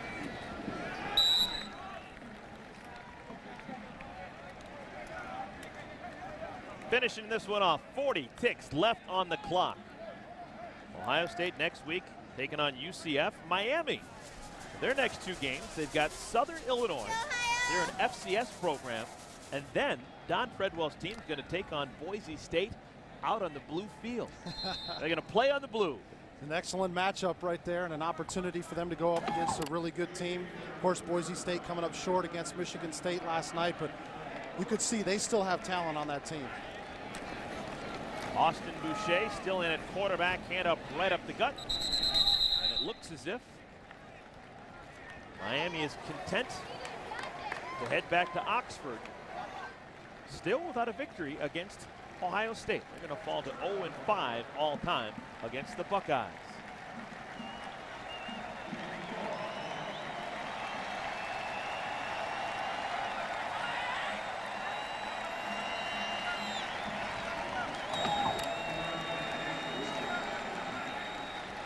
One final snap.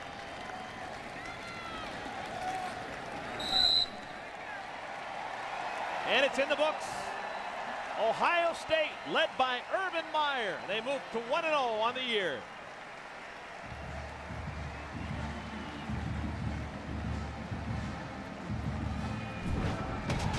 We'll be back here in Columbus to wrap things up in a moment. Stick around, everybody. The final score, Ohio State 56, Miami 10.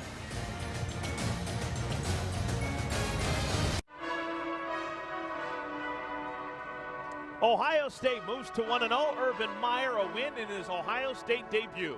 Defense did a really good job keeping a passing offense to 10 points, and the offense put up 56 points. I think it was a successful day for the Buckeyes. And his quarterback, Braxton Miller, sets a new Ohio State record for most rushing yards by an Ohio State quarterback.